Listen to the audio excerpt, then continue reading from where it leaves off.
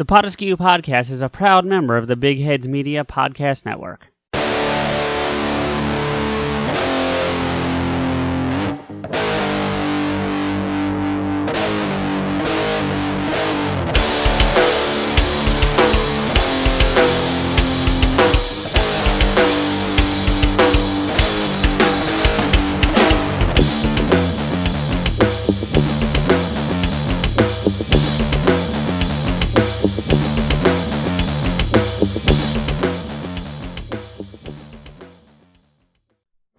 To the PodAskew Podcast. I am CJ, and with me, as always, is my hetero lave mate Rico. What's up, man? Happy motherfucker day. That's pretty accurate, actually. I mean, that's what I referred to it as motherfucker day. Oh, I don't know what fucking episode, but you do. Actually, it might have been last year. It might have been last year's, but we didn't. Or we were talking about Mother's Day or Father's or I don't remember the context, but I definitely referred to it as motherfucker day. And you said I like that. And we never brought it up again. No. And so here's our annual motherfucker day episode. You know what? Maybe I'll just call it Motherfucker Day. That'll be the title of the episode. I actually was going to propose that, but I didn't know how you were going to react because, like, we're very explicit in the title. Yeah, you know? We maybe not for that, but we'll have to see. Maybe, but we could star a couple letters. Yeah, something like that. We'll figure it out. Anyway, that said, we're here to talk about motherfuckers. That's basically what we're going to be talking about. That's right. And not ourselves for once. Have you ever fucked a mother? Have you ever fucked a mother? Oh, yeah. Yeah? Yeah. I don't think I have. Technically, I do now. That's true. Yeah. Okay, so you are a motherfucker. I am. I'm just not in the way that we're going to be using it tonight. Right. But we're not fathers, but I mean, I don't think I think everyone I fucked. Yeah. Was kidless, childless. Yeah. Yeah. Yeah. I mean, the irony is eventually some did have kids, but not for me. Not when you were fucking them. Yes. No, yeah, I was a pre-motherfucker. Are you the reason they are motherfuckers? Are you would be a motherfucker now? I mean, in the same sense that I may be the reason why some of my exes became like full-on lesbians. That's a whole nother conversation. That's actually happened a couple times too. I've dated girls that were bi. And then I would like look at their Facebook, and they just went, went flat out to one side, yeah. Went they went from one side to the other, and stuck with it and stayed that way. The other thing is, a lot of my exes got married right after me, or are in the process of getting married. I have 2 exes that are getting married after me. Well, I guess you're. I don't know. I don't know how to interpret it. I don't know where to go there. Yeah. Yeah. None of that is what we're going to talk about tonight, though. No. Today, we're having a lot of fun with this already, but we're here to talk about fathers, and it is Father's Day weekend, and unfortunately, we didn't plan well, so you won't be hearing this Father's Day weekend, but that's what it is. Okay, so you know what? Actually, no, you are going to hear this on Father's Day. I will do my thing, and I will make it work. So, yes, you are going to hear this Father's Day weekend. But I also would like to point out, if you are listening to this and not hanging out with your dad, how dare you? Well, I mean, technically, we put out the day after, so I think it's okay. Listen to this with your dad. You and your dad sit down. Introduce your dad to PodAskew. That's right. I wouldn't. Well, yeah. I guarantee you we probably appeal more to fathers than we do to mothers. I mean, let's just be real. No. We appeal to motherfuckers. Yeah. That is not the same thing as a father or a mother. That's also true. Yeah. None of those things are false. There's not a false statement there. Like how Jay and the gang, like I call the what do I call them? I call them the I forget. Jay, help me out here when you listen to this. When you hear this, yeah. The delinquents or something? I call them something like that? No, I don't think you've ever called them that. I have called them something like delinquents or something. But I think we should just call our fan base motherfuckers.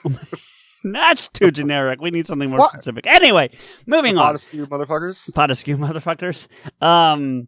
But no, today we are going to talk about, as much like we did for Mother's Day this year, we're going to talk about TV and movie dads and good ones and bad ones and all that stuff. But before we get into that,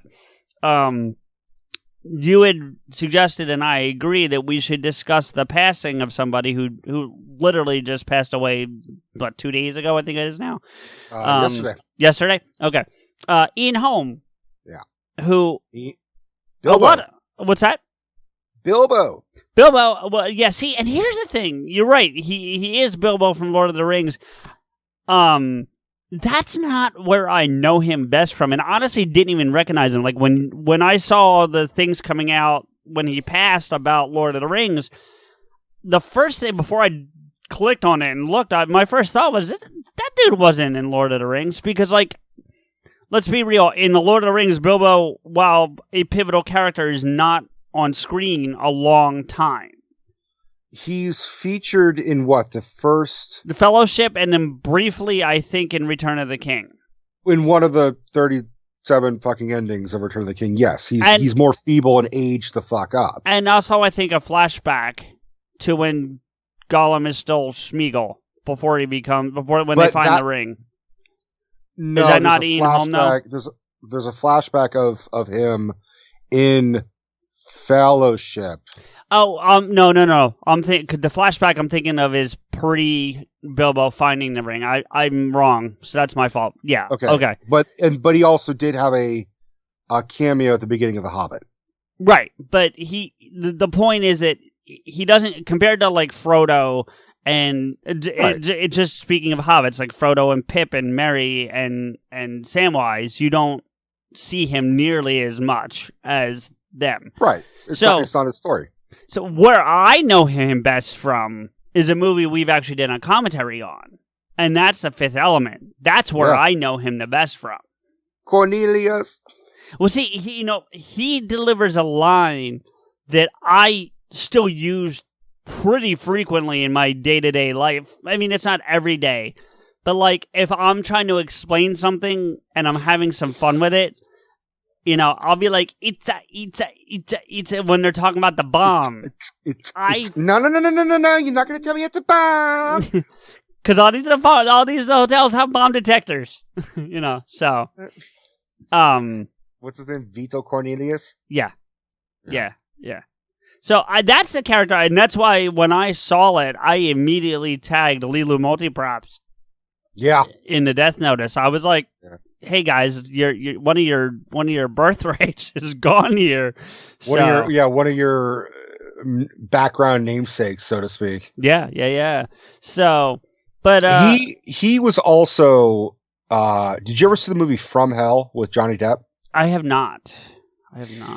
It's all about Jack the Ripper. So Johnny Depp plays Inspector Aberline, Frederick Aberline. Okay. And so he's like the head of Scotland Yard. He's trying to track down and solve Jack the Ripper. Excuse me. It gives, and Ian Holm is in it. And he is, the movie itself is kind of gratuitous violence. Sure. But you're kind of expecting that because it's Jack the Ripper. Right. But I think it was one of those early 2000 movies where it's like, we're going to fucking show the gore because that's the timing. You know what I mean? Like, yeah. I follow. It was around the same time as like Saw and shit, where like movies were getting really especially gory and like you see intestines and hearts and shit. But he's good in that. He's also, for me, memorable in Alien. Yeah, I had a feeling you were going to say that when I saw that on his IMDb. IMDb, yeah. I'm looking at his IMDb, and I have to say, with all respect to him, there's only about a handful of films you've seen. Yeah. I mean, now, and they're all after. I'm trying to see when the Fifth Element is, because that's the only one I can't find a date for. I think that's 97. Yes. Oh, I'm right? Yep, you're right. I automatically want to say 95 just because it's the Fifth Element, Everything I've seen him in is from 97 forward. I have not seen him in anything pre-Fifth Element, personally. Now, that's not... So you've never seen Mary Shelley's Frankenstein? Mm-mm.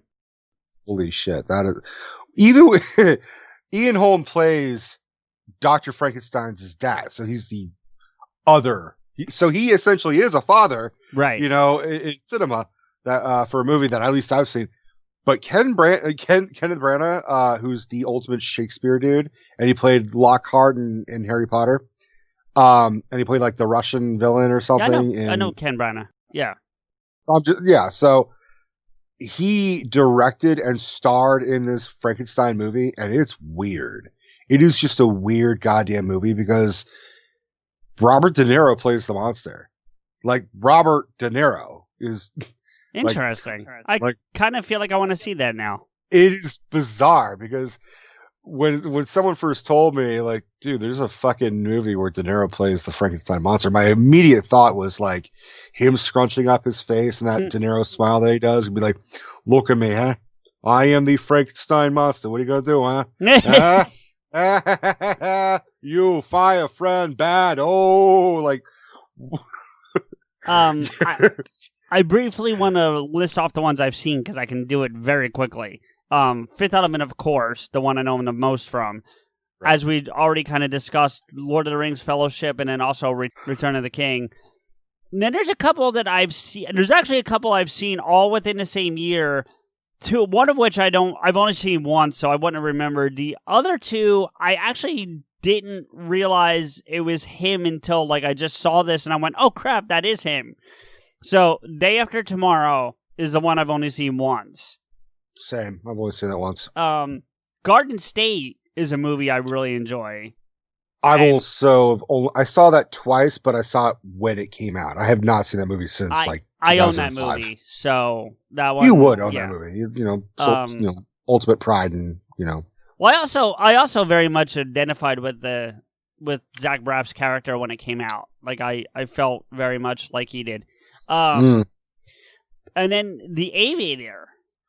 Oh yeah, I forgot he was in that. So did I until I saw it. Now let's be clear. Ian Holm is a great actor. We loved his work, but he is also he's that kind of subtle actor where you're kind of like, oh shit, he was in that, Right, Well, and also he plays a lot of secondary supporting characters. Right. It's maybe a step down from James Cromwell. James Cromwell is if you haven't noticed over our multiple conversations, it's kind of like my bar for the character actor. Like if you love to reference him. Well, because he's very recognizable. Let's be real about that. There's something very recognizable about James Cromwell. Yeah, but you got to find someone else, man. That'll do. Pig. Why? That'll do. No, it's just I was just setting it up and be like, that'll do, pig. That'll do. And then apparently. And then he's also in The Hobbit, as you mentioned. He's in two of them, actually. He's in The Unexpected Journey and The Five Armies. So they must have... Intro. Because Battle of the Five Armies ends with him finish writing his book. Right, so they must have... leading up to his 111st birthday or some shit. Right. No, that's the whole point. It's his 111th birthday, the 111st. So I've only seen those Hobbit movies, the Hobbit specifically movies, one time each, so I wouldn't remember them as well. And then the one that's stunning me the most, and I kind of want to have to go do some research later, is Ratatouille. He's a voice. Is he the little ass restaurant owner, though, the villain? I don't know. He's a character named Skinner, but I don't know who Skinner is off the top of my head. I think Skinner is the little ass villain. He's not Ego, the critic. No, I know. Ego is oh god. Ego is played ironically. Peter O'Toole? No. Ego. I'll look it up, but I'm willing to bet a serious amount of money that Ego is oh god, not Sauron. The White Wizard. Christopher Lee? Yeah, I'm pretty positive. Saruman? Lee. Yeah. I thought it was like Peter O'Toole or something. I don't. But look it up. Look it up. Well, fuck, you're right. It is because I just got on there. It is Peter O'Toole. So I would lose Peter a lot of O'Toole? money. Yeah. Fucking A. But I can't figure out who this the Skinner guy's got is. both of his names meaning Dick. Skinner is the little angry guy that's trying to take over the restaurant. So that's Ian Holm. Look at me fucking whipping out the correctness. Yeah, well, just as long as that's all you're whipping out. I I'm whipping out my Peter O'Toole. Oh man! So I kind of want to go watch Ratatouille again to try to see if I hear the Ian Holm in that, because I don't think if you gave me 100 guesses, I would have guessed that. Well, he's doing an exaggerated French accent, so sure. But can I tell you in the audience? I mean, we're gonna get to our motherfuckers in a little bit. Definitely. One of my favorite things about Ratatouille, and I saw this online, and so I'm not like revealing anything, but my favorite thing that I discovered is, remember the little old lady that in the beginning, Remy and his fucking friend are running around her kitchen and stealing food. It's his brother, actually. Him and his brother. Yeah. That is the mother of Ego, the critic. Oh, is it? Which is why, so if you really think about it, that's why Ego responds so well to Remy's cooking, is because he's basing it off of her recipes and her style of cooking. Yeah. So, of course, it was the ultimate, like, it's going to taste like Mom made it, because that's how we ripped it from. Is that explained at any point, or did you just happen across that information? I always kind of had that suspicion anyways, based on the old woman. I'm like, wow, they're really pushing this old woman. And then, like, there's fucking people that are spending way too much time looking at a movie at freeze frame and like, slow.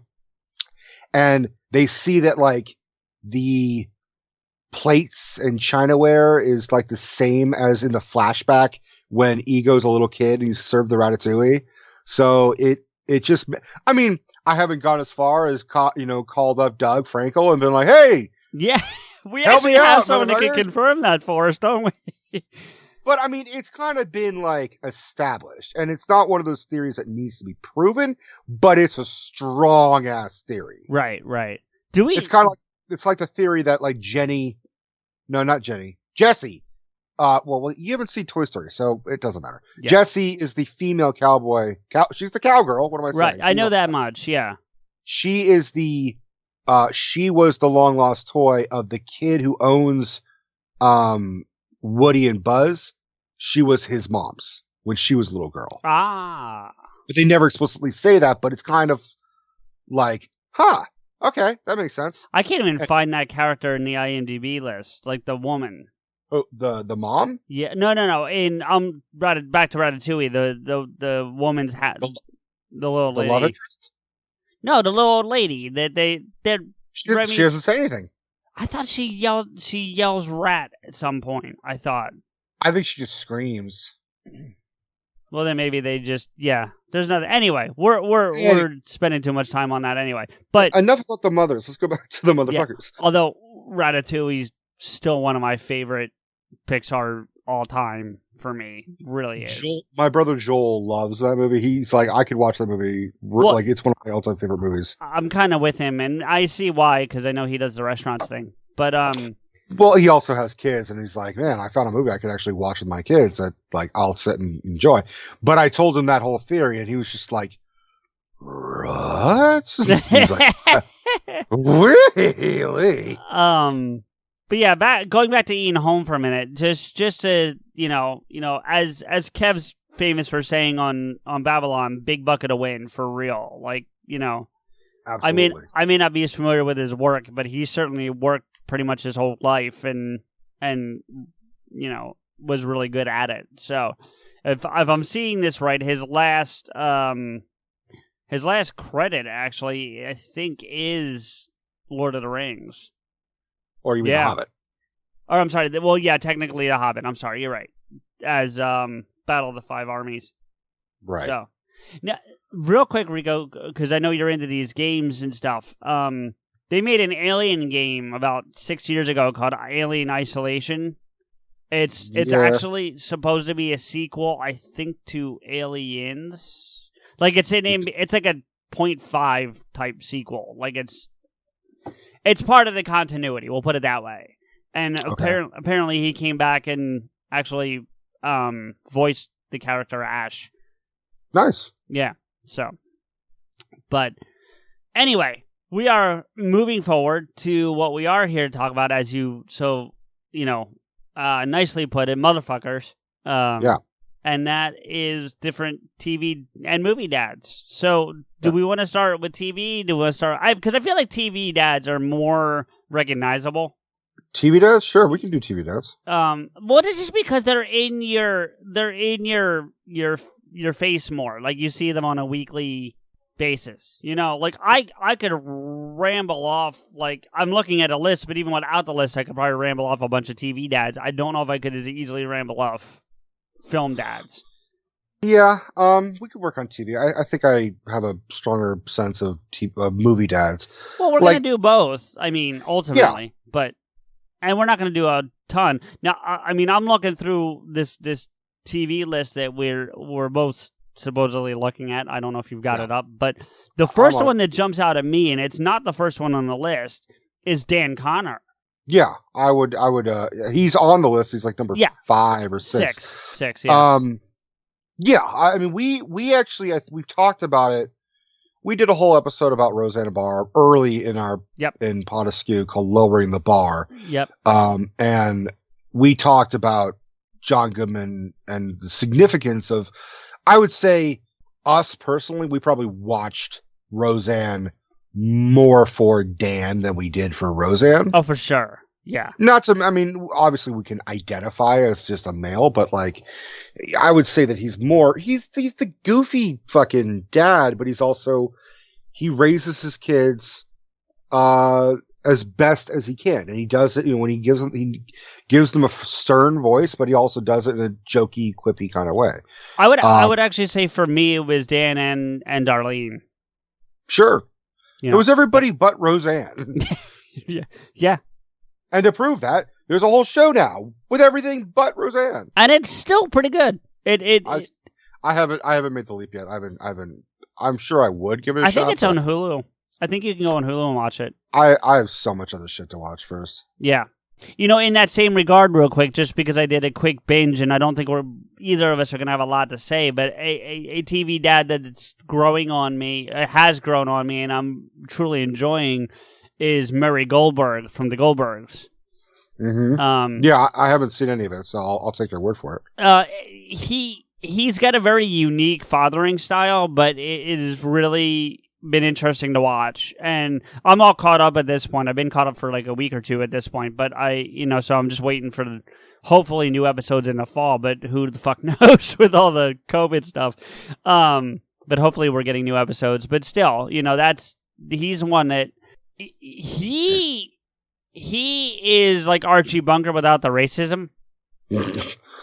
Okay. More hands off, little lazy, but like when he does. So he's Homer Simpson? No, because he's not a moron. Like Homer's dumb. Like, let's be real about that. Like, he's entertaining as shit to watch, but he's stupid. Like, Mary's not dumb. He just doesn't want to be bothered. Sure. He's one of those kind of dads. But the thing is that when he does, he's really effective. Does that make sense? Like, and I don't mean in that screaming and yelling, like his way of telling his kids he loves them is by calling them morons. Like, why being a moron, you moron? Like, that's basically, and there's actually an episode where they spend like 5 minutes doing Murray translation. So like he says, you moron, and it's subtitle, I love you. Like, right. Stuff. It's actually a cool little bit, but yeah.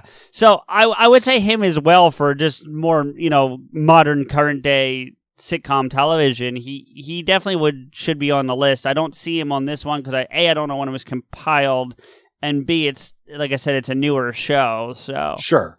But I'm looking through here. There's some. So yeah, and going. Go ahead, buddy. No, go ahead. Well, see, and here's one that I don't quite get. They've got Archie Bunker on the list. Yeah, I don't agree with it.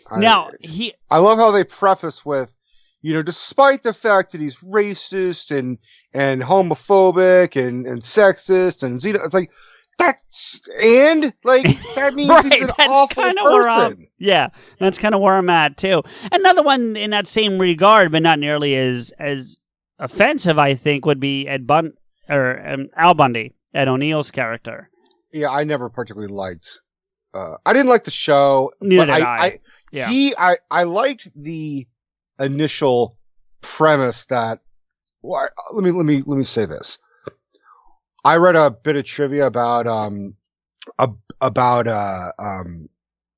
Ed O'Neill, and he got the job because when his character went up to the door to come inside after a long day of work, that was the test, is come home from work and then interact with your family. He went to the door and had a big sigh where he just made his shoulders just shrug and sag, and he just looked like the last thing you want to do was go home. That for me, I was like, I get it. I get having long fucking days and staring at your door being like, I don't want to deal with it. I don't want to deal with anybody. I'd rather go back to work, like that kind. I mean, not in my current situation, but there's been times where I've like gone home when I was living with Ron and been like, please tell me he's just asleep or he's off in the computer. I don't want to interact. I just want some alone time. So I get it. But ultimately, I thought I think he's got some great zingers, but he's not a likable guy. I mean, you want to talk, I mean, he's not as bad as Archie Bunker, but I mean, you want to talk sexist. I mean, Jesus. You know. Particularly, he was I mean, there's a lot, like, fat people can take a joke. Sure. But it's also, we're just fucking easy targets too. And I felt like that was the thing that made him, he was just a mean guy. And I didn't really see him ever being nice to his actual kids. Yeah, no, I mean, not really. Not ever. Or his wife, for that matter. You know, so, yeah. His wife just wanted some fucking dick and he couldn't give it. He's like, ow, can we, remember we could do this and let's have some sex. He's just like, I don't feel like doing that right now. No, it was worse than that because Deb loves the show, so I've seen quite a few episodes. He'd be almost like running the opposite direction, like running. Yeah, he's like, I'd rather, cut my balls off and feed it to a squirrel and say I gave it some nuts or something. Something akin to that, where I'm like, you're fucking crazy. Your wife's hot as shit. You look like you, motherfucker. You should fuck her. Quit complaining. Yeah, you made some awful kids, but you could wear rubber. Well, yeah. While we're still on the bad dad bandwagon, and yes, we're going to talk about good ones too, but let's get the bad out of the way first. The good, the bad, the ugly? Yeah. Well, I think we just covered two of those. The bad and the ugly. But, but I'm looking at a list, and it occurred to me of these, there's 4 animated dads that immediately popped to mind. None of them are good dads. None of them. So hold on. Let me list them off, and then you can make your defenses, right? So, Homer Simpson, okay, Peter Griffin, Bob Belcher, and Hank, I think his name's Hank, from King of the Hill. They're all fucking terrible.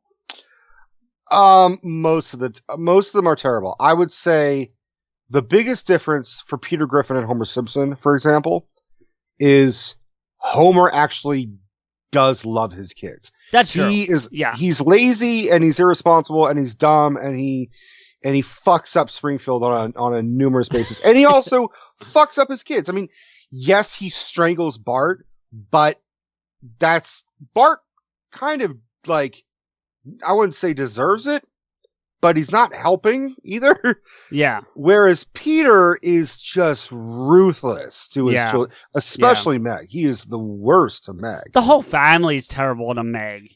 The whole family is terrible, period. Well, yeah. Even Brian, the fucking dog, actually has his issues. Just I don't know if you're looking at the list, but Peter is on the list because I think this list that we're looking at is not necessarily about good or bad, but just like memorable or iconic. And it should just be the most popular dads on and television. That's kind of what I think it is. So Peter, the first sentence in his description is, Peter Griffin is without a doubt the worst father on this list. Yeah. And I don't know if I can agree with that because Archie's like right there. So I mean, but let's put it this way: so's Al, like the three of them. But if Archie was animated, it would be Peter Griffin. That's true. No, well, I mean, and hence the way Family Guy starts off. They do the same bit. Right. The piano bit. Yeah. So. I mean, it's, and not only that, it's Archie Bunker inspired Cartman. They said, what if Archie Bunker was an 8-year-old kid? And that's how they came up with Cartman. Oh, I didn't know that. Yeah. That was obviously he doesn't sound like it because that's, Trey Parker's made a voice that was unrecognizable. The thing behind it, I get it. Yeah. Yeah.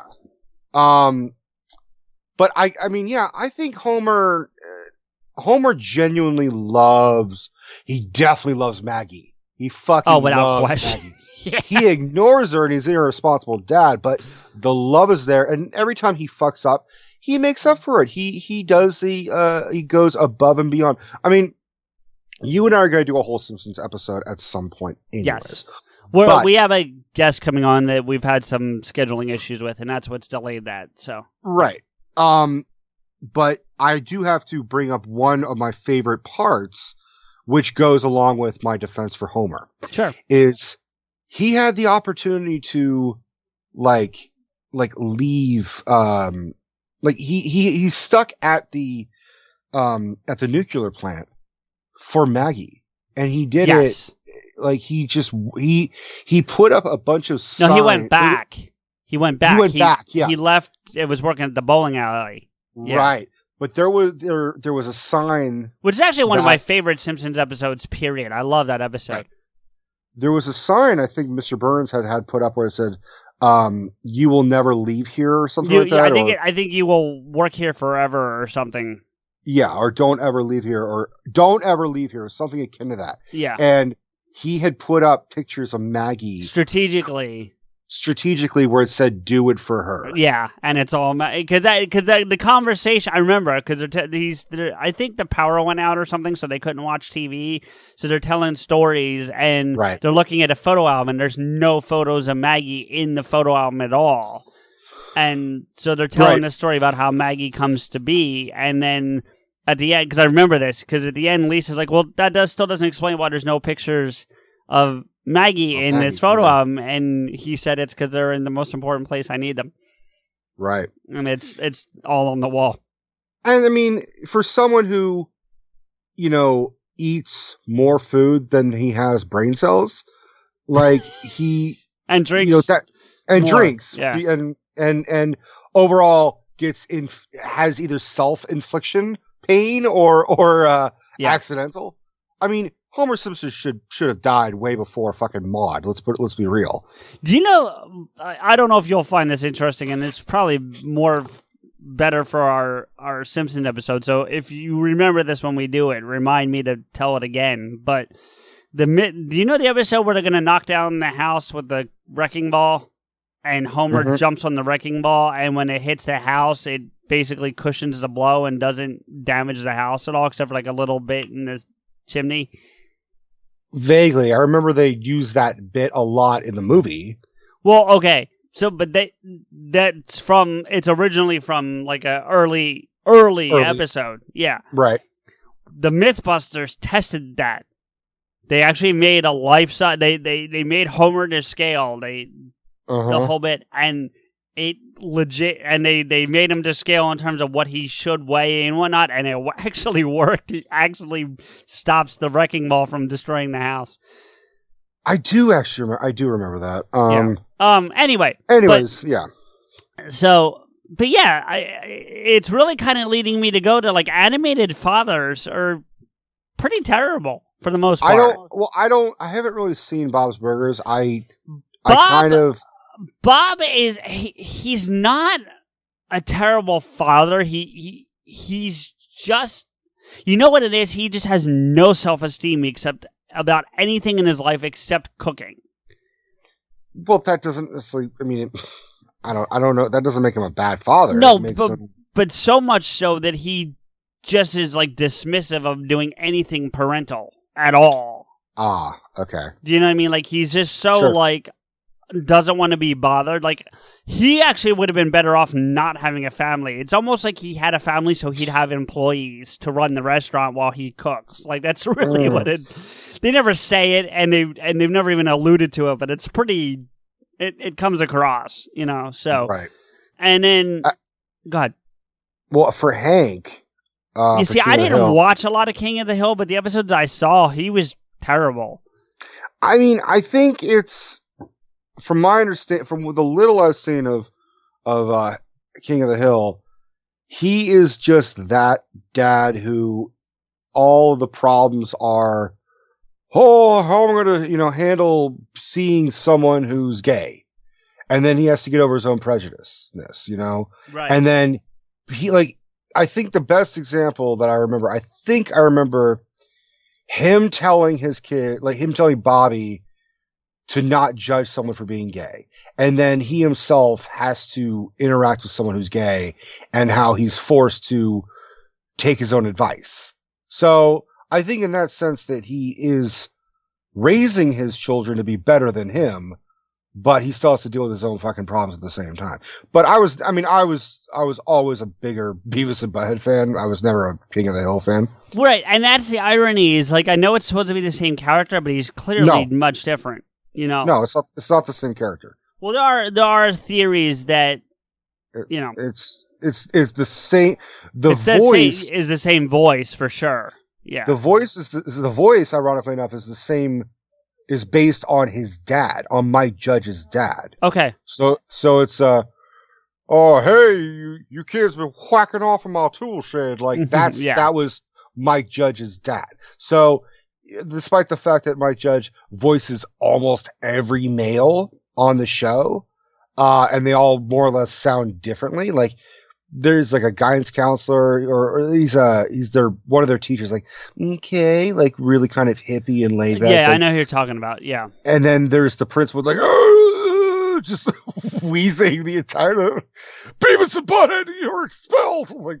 That's all Mike Judge. So he could only use so many fucking voices. So yeah, but then look at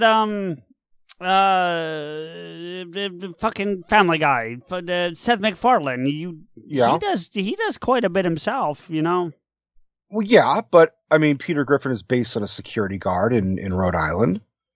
Right. That's how he that fucking, just blurting out everything with no filter and just Jesus, I can't believe you said that. Yeah. But I think the difference is that Beavis and Butthead had fucking no budget, whereas Family Guy has a bit of a budget. Biggest budget, yeah, of course. Well, but so did King of the Hill. King of the Hill had a pretty big budget. But King of the Hill is after Beavis and Butthead, which is why Mike Judge only does a few characters. I got to be honest with you. I'm not a huge Mike Judge fan. I love Beavis and Butthead because, metal music and all that. You got to figure that's right up my alley. But the only other thing that he's ever done that I've ever been a big fan of is Idiocracy? What? Idiocracy? No, Silicon Valley. Okay. The show on HBO about the tech company. I love that fucking show, and actually, that's where I know the teacher from Spider-Man: Homecoming and Far From Home. He plays a character, or played, because the show's been canceled. Well, not canceled, but it ended. He played a character on Silicon Valley, and I saw that long before Spider-Man. Mm-hmm. And he plays a satanic, devil-worshipping, just crazy dude. He's very different than what you see in Spider-Man. We'll put it that way. Sure. So. Well, yeah, Well, of course, people are going to be different, but he's got the same beard. The only difference is he cut his hair. I know, or he wears a wig in Silicon. I don't know, but he's got the same beard. He just has long hair. That guy's Martin Starr, and I knew him from Seth Rogen comedies. Okay, because he was on the show Freaks and Geeks when he was 14, and he was a tall, skinny, gawky looking. You see, I never watched that show, so I don't know. And I think he was part of the Judd Apatow crew and Circle of Friends and everything. So he's in Superbad. He's in Knocked Up. I don't think he's in 40-Year-Old Virgin, but I saw Knocked Up, but I didn't know who he was then, so I probably saw him and didn't realize that I saw him. So in Knocked Up, he's the guy who is growing the beard and loses the bet. Yeah, he makes a bet that he'll grow his beard and his hair for 1 year without cutting it or anything. And if he If he wins, they pay his rent. If he loses, he has to pay all of their rent. Oh shit! Right, and he makes it because it's around the same time that Seth Rogen impregnates Katherine Heigl, so it's 9 months. Okay. So he almost made it, and they're riffing on him and saying like, calling him Chewbacca and calling him Modest Yahoo and my favorite is all right, see you, Scorsese on coke. Oh jeez. Jonah Hill calls him that, but he's not a. I mean, he may be a motherfucker, but he's not the motherfucker we're talking about. So So, but getting back to the TV dads, so the live action TV dads. I mean, there's so many. God, I can't believe how many of these are on here. I didn't even think about. I mean, obviously, you know, we said during the Mother's Day episode that Carol Brady might be the most iconic.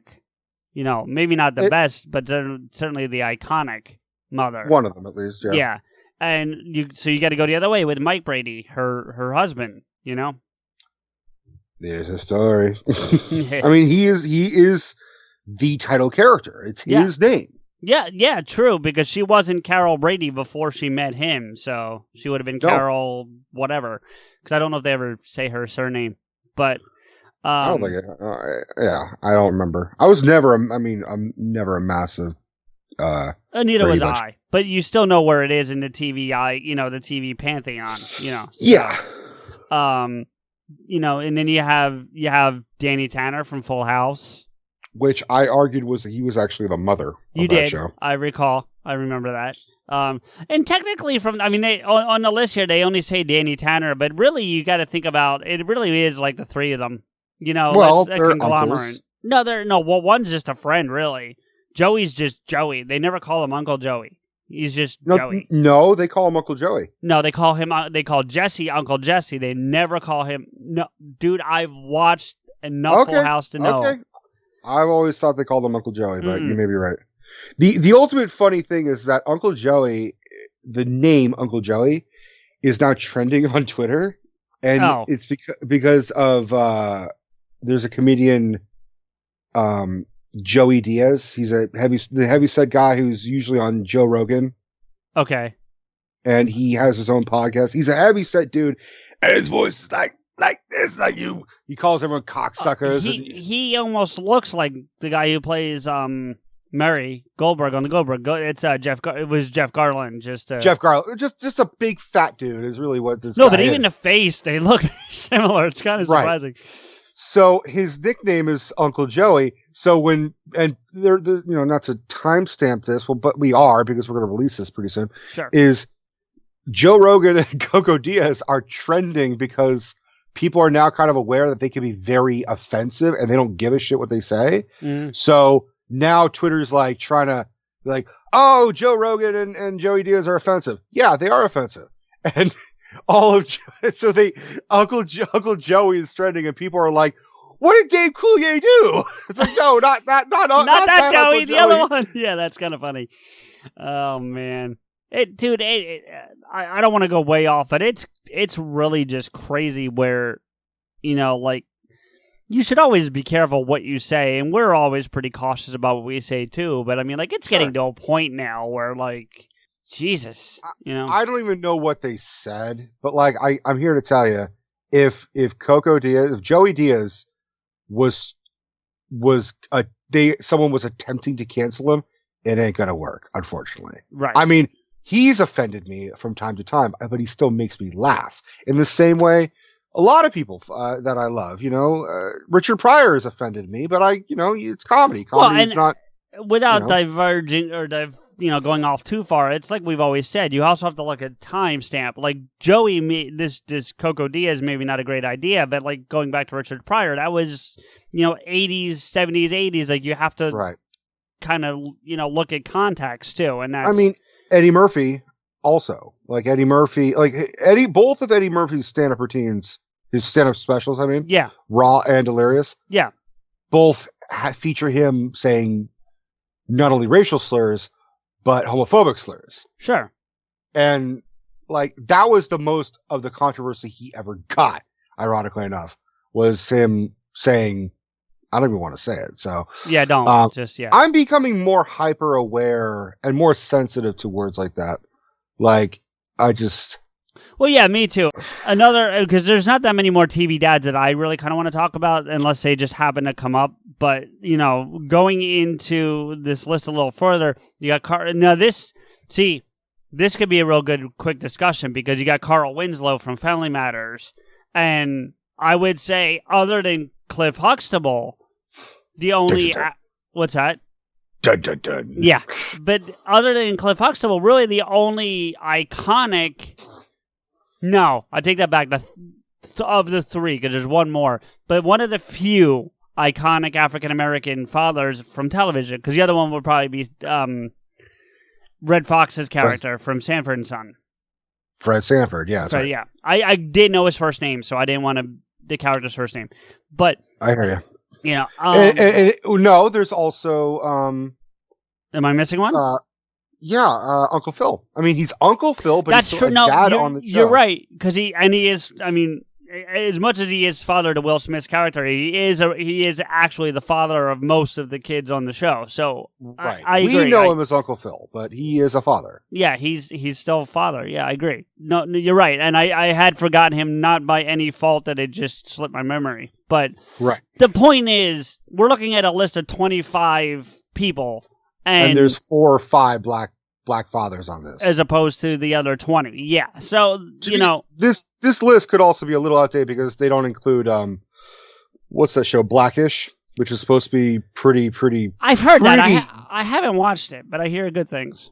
Yeah, I've seen clips of it, but Carl Winslow, you know, it's because of the Black Lives Matter. What? No, I'm sorry. I didn't mean to interrupt you, but just for a see, that's the other thing, right? Because you really could decade these out. Like Fred Sanford's definitely the African American father of the 70s. Sure. You got Cliff in the 80s. Mm-hmm. And then you have a bit of a transition from Carl to Uncle Phil in the 90s to 2000s, because they both overlap at one point, I'm sure. If I look at the dates. They're early 90s, yeah. Well, I think Uncle Phil even leads into the late 90s. Like, I think, because Independence Day was 96. And I think there was at least another year or two of Fresh Prince after that movie. So that's 97, 98, you know? True. So, you know, whereas I'm pretty sure Family Matters ended in like 92, 93. I don't remember. I feel like it was definitely at least 4 years, because Jaleel White, who plays Urkel, he outgrew the character physically, like visually speaking. He outgrew that character. He went from like a 12-year-old to like 30. Yeah, in just a short couple years. Well, that's why, I mean, without digressing too far, that's why they went into that whole Stefan Urkel thing where he could, like, branch out. I mean, but literally the final episode was, did I do that? Yeah. So Family Matters went to 98. 98's the last year for Family Matters. There you go. And then I'm looking up Fresh Prince right now. I'm going to guess Fresh Prince is 95. See, I thought 96, so the same year as Independence Day. So I don't know if maybe he ended it and then did the movie, or came back for the final season. I'm not sure. He was like, ha ha ha, fuck you, I'm out of here. Yeah. You know. Gotta get out and find them aliens. Yeah, well, yeah. I mean, and then of course, you know, Ben Affleck blows him out on you know, at Hard Rock Cafe and loses his job. So but. Well, what I was saying earlier is I saw a clip recently, because, you know, there's always clips of shows that like recycle through the internet, especially especially during the Black Lives Matter. I've been seeing a lot of clips of older sitcoms where they do touch on something serious. And I saw one where Carl Winslow's kid, his son, not Eddie. Fucking Urkel. Eddie got pulled over. I know this one. Yes, I remember this episode. Yeah. And he says, you know, they had me lay on my stomach and I was scared, and they only did it because I'm a black man, and blah, blah, blah, blah. And Carl's like, listen, I'm your father, and I want to believe you, and I do believe you, and I will always have your side, but I'm also a cop, and I have to check these things out. And he meets the cops. I remember. Yeah, I know exactly what you're going to talk about. They keep telling, yeah. And it's fucking, like... It's gritty. See, I love when a sitcom does some serious ass shit. Well, I mean, if you want to go that same route, and in the same group that we're talking about, there's that really powerful episode of Fresh Prince where Will's father does come back, and he says, "I'm going to take you out on the road because he's a truck driver, and we're going to spend the summer together and see the country and this, that, and the other thing." And then he fucking takes off on him again, and there's this great. Well, he cancels on him, and Uncle. No, he just doesn't show up. Uncle Phil tells him, you need to respect your boy and get the hell out of here or something. Right. And then there's this really powerful scene between him and Uncle Phil where he's talking about, like, why don't he want me? You know what I mean? So. And my favorite part is the littlest thing, but my favorite part, because it's an emotional scene, and that is the first time we see Will Smith act. Straight up act. I mean, his acting chops certainly get better as that series goes on. But this is the first time he's not just being funny. Right, right. You know, and riffing on Carlton and yada, yada, yada. That is some great early acting of Will Smith, but it's the littlest thing where James Avery, we got to give Uncle Phil credit. James Avery is hugging him, and he accidentally knocks Will's hat loose. Yes. And it starts to fall, and then he just fucking whips it off his head and pulls it tighter. Yeah. And I love little things like that, in little fuck ups where they roll with the punches, so to speak. And they kept it. And they kept it. Yeah. And you know, I didn't realize this until way later. James Avery was the voice of Shredder in the Teenage Ninja Turtles show. Yes, he was. Yeah. Never in a million years could I have ever picked that out. Well, you know, and it's funny, and I hate that we keep diverging, but I guess it's just what we do sometimes. But like, I'm deep diving a couple shows right now just to get me through being laid off still and COVID quarantines and all that. But one of them is Avatar: The Last Airbender, which we've talked about a couple times, I think on and certainly off air, because you voiced the one character for the YouTube show. Right. And Rufio from Hook is Zuko. I don't know if you Dante Brasco. Yeah. So, but then, you know, just little things like that, you know, because Rami Malek plays a character on Korra too. The show that I mentioned with Sav. Yeah. I didn't know that. Yeah. So anyway, back to these fathers. I think the only other TV dads, well, there's a couple on here. The ones I think we should talk about, you got Howard Cunningham from Happy Days. I mean, we talked about Mrs. Cunningham. We have to talk about the father, who he was good. You know, he was a good. I mean, I never found him super memorable, to be perfectly honest. Well, and that's the thing. And look, I'm making a personal opinion statement, so I have I don't feel like I have real evidence to back this up, because we do have a fan who listens and criticizes me for spouting out opinions without real evidence. But I feel like, especially in the 70s, 60s, 70s, and to a point the early 80s, the fathers were secondary characters to the mothers in a lot of this show. So, like, Mrs. Cunningham was more important. Mrs. Brady was more important. You know, like, not to say they were, like, not there or not, you know, or not good fathers, but in terms of the focus, you know. I mean, I would say, like, in Who's the Boss, for example. Well, see, that's where it starts to transition. I'm talking, like, pre that. You know what I mean? Okay. So, because, yes, you're right, because Tony Danza as Tony Michelli? No, he says Selly. They say Selly. I'm trying to find him. But anyway. It's Tony Michelli. I got it right in front of me. Yeah, he starts that transition where he starts to become more prominent. And then you get your Cliffs, you know, your Uncle Phil, you know. Danny Tanner. You start to get those as you get into the latter 80s, early 90s. Right. You know? The more sensitive dads. Yeah. Yeah. Or just even more focus, you know.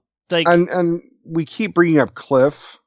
Well, even if you skip him and just go to Family Matters, Carl was definitely more focal to Harriet to the point where they were able to switch to Harriet, and it really didn't interrupt the show. True. You know, same thing with Fresh Prince, actually.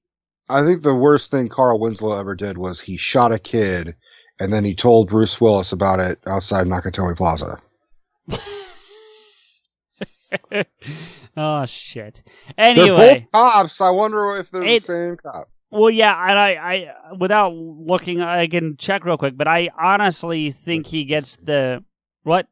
They're not the same character. I was just making No, I know it's not the same character, but I think he does get the gig because of Die Hard. I'm almost willing to bet that they cast him in that role because of it. They're like, you look good in a cop's outfit. Like, because I mean, it might as well be Carl Winslow. I realize that it's not, but it might as well be. You know. But he's played a lot of cops too. Like he plays a cop in Ghostbusters long before Die Hard.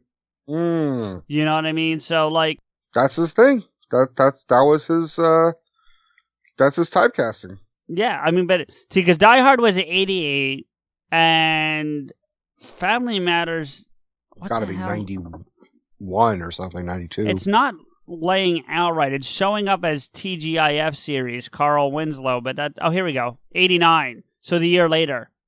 Wow. So you got to think that he cashed in on that. No, totally, and more power to him. Like I ain't hating on the guy. You do you, homie. You make all that money, you know. Right. But shit.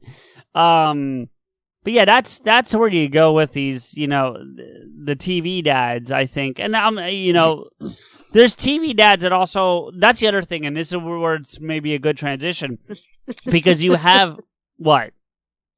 I'm listening to you, but I'm just imagining what if that's how he what if they are the same character, but he went into hiding because he was afraid, he was afraid the Gruber a gang was going to come after him, so he fucking relocated and changed his name, but he's I'm a cop, it's all I know, so I'm still gonna be. You gotta figure he was about to have his first kid, you know. His wife was about to have their first kid. Eddie might be the right age. I don't know. So, how do you feel about Hal from Malcolm in the Middle as a dad? I've never seen the show. Deb's a huge fan. She's been trying to get me to watch. I just haven't gone there.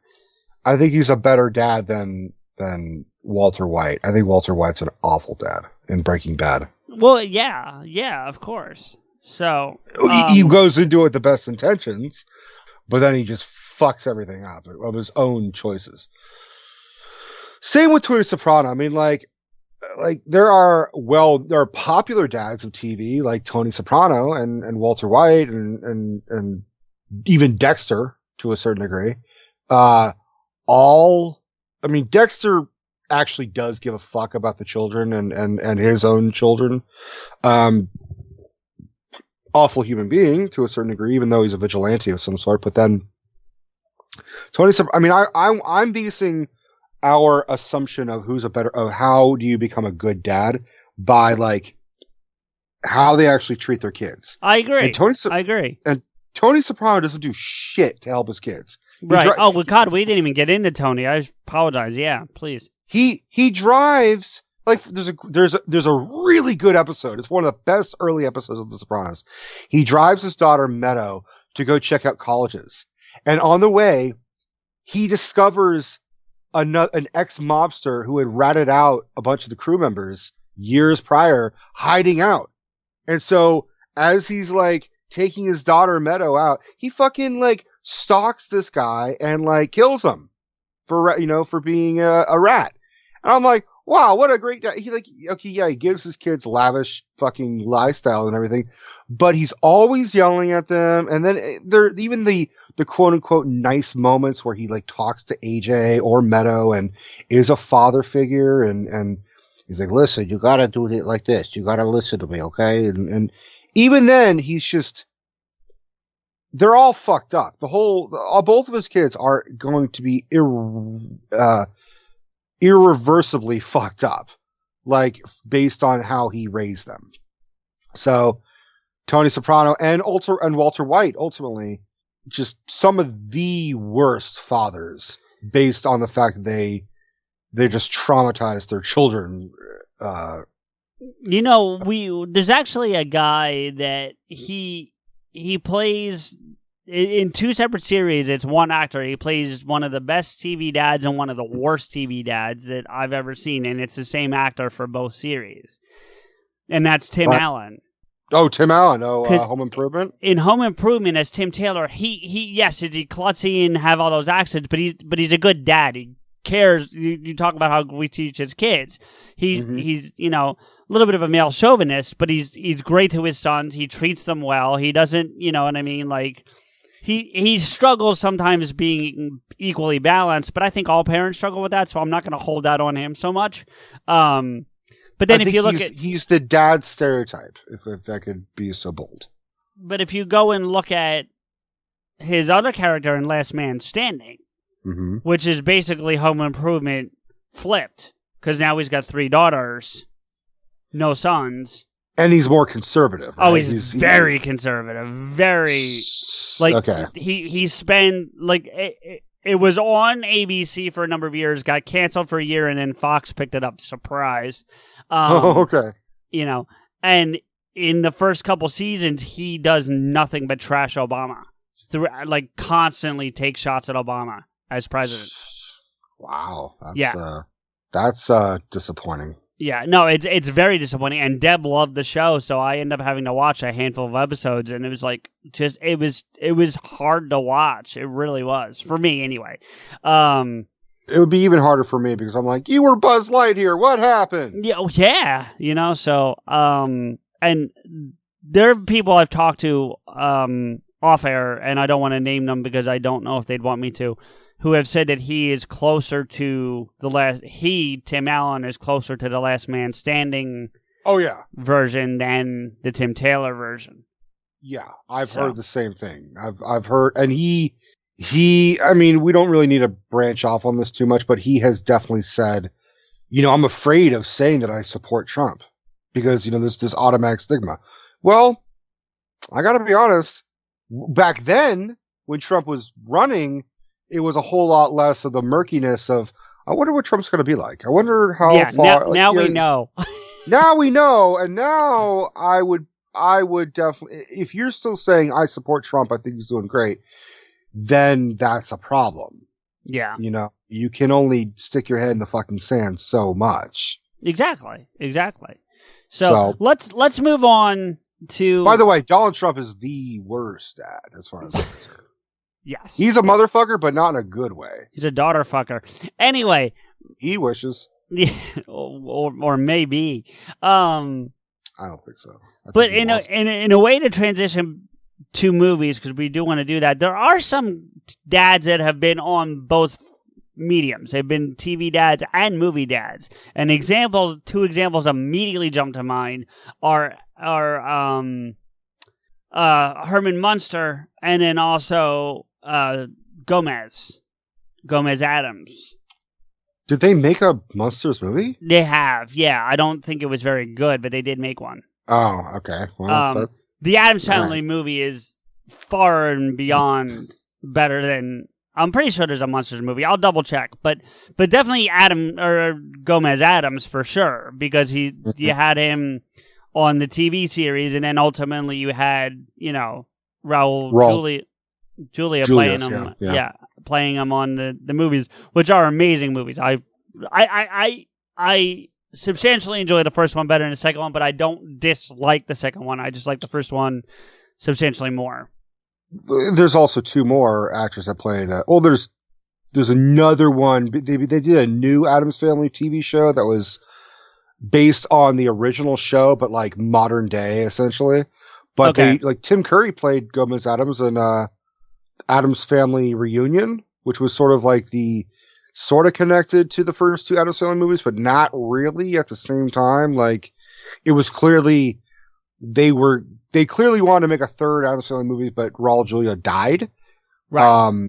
And then we're like, well, who could replace him? Oh, well, Tim Curry's like still popular. Let's do that. And then, and Tim Curry was great. I mean, different, but still very good Gomez. And then, Oscar Isaac plays him on the animated one. Yeah. Or what would you call him? Isaac Oscarson or something? What did you call him? Oscar Isaac, I don't think is the same guy that I fucked up before. No, you did. Oh, is it him? Okay. Well, what are you gonna do? You called him Isaac Oscarson. I don't remember. I screwed it up. There's that, and then Glenn Taranto. Glenn Taranto is he's a total lookalike and sound alike to John Astin, who originated the role in the early show. And I think played him on the John animated. Astin actually played his. He came back for a cameo and played that version of Gomez's dad. I can check. But John Astin also voiced the animated for there was a brief animated series. And also he would come and he would voice Gomez when they would do the cameos or like the guest roles in Scooby Doo. Like it'd be those things featuring Batman and Robin and Morticia Adams. Yeah. Not to get off too far, but you know where I know him more from? I know he's probably more well known for Gomez, and I'm not disputing that. But where I know him more from is John Astin, John Astin from Night Court.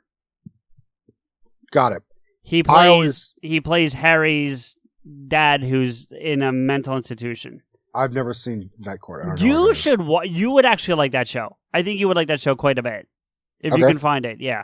Going back, we were talking about Ian Holm. Going back to Hobbits and shit. Sure. Fucking John Ashton is the adopted father of Sean Ashton. Or yes. Yes. Yeah. Astin. Sean Astin. We're fucking up their names. It's John Astin, not Ashton. Ashton is Kutcher. Ashton Kutcher. By the way, Sean Astin Kutcher. You want to talk about a bad dad? It's not him. I'm not going there. But Alan Harper from 2.5 Men is terrible. He's a bad dad. He's a bad dad. I think he always strives to be a good dad, but I think he gets corrupted easily. Yes, that's a very good way to put it. Yeah. I will say that the actual kid, Angus T. Jones, is fucking awful. Yes, Angus T. Jones himself is, yes, but he sucks. Yeah. Okay, let's moving on. I'm looking at this movie list. I love how they put True Romance on here because I'm like, I've never seen it, so you have to tell me who the dad might be. So for those paying attention, the list that we're looking at is only giving us the movies. It's not giving us the character for whatever reason. So do you know the character? Because I know the actor. It's Dennis Hopper. He plays the dad of Christian Slater. That doesn't tell me anything. Okay, Christian Slater. You don't know who? Yeah, Christian I know Slater who is? he, but I've never seen the movie, so you're not. Yeah. So to give you the briefest of briefs, True Romance is Christian Slater meets a call girl played by Patricia Arquette. They fall in love, have sex, get married all within a day. Wait a minute. Not about what you're saying. I'm sorry, but the Passion of the Christ is on this list. Who's the dad? God?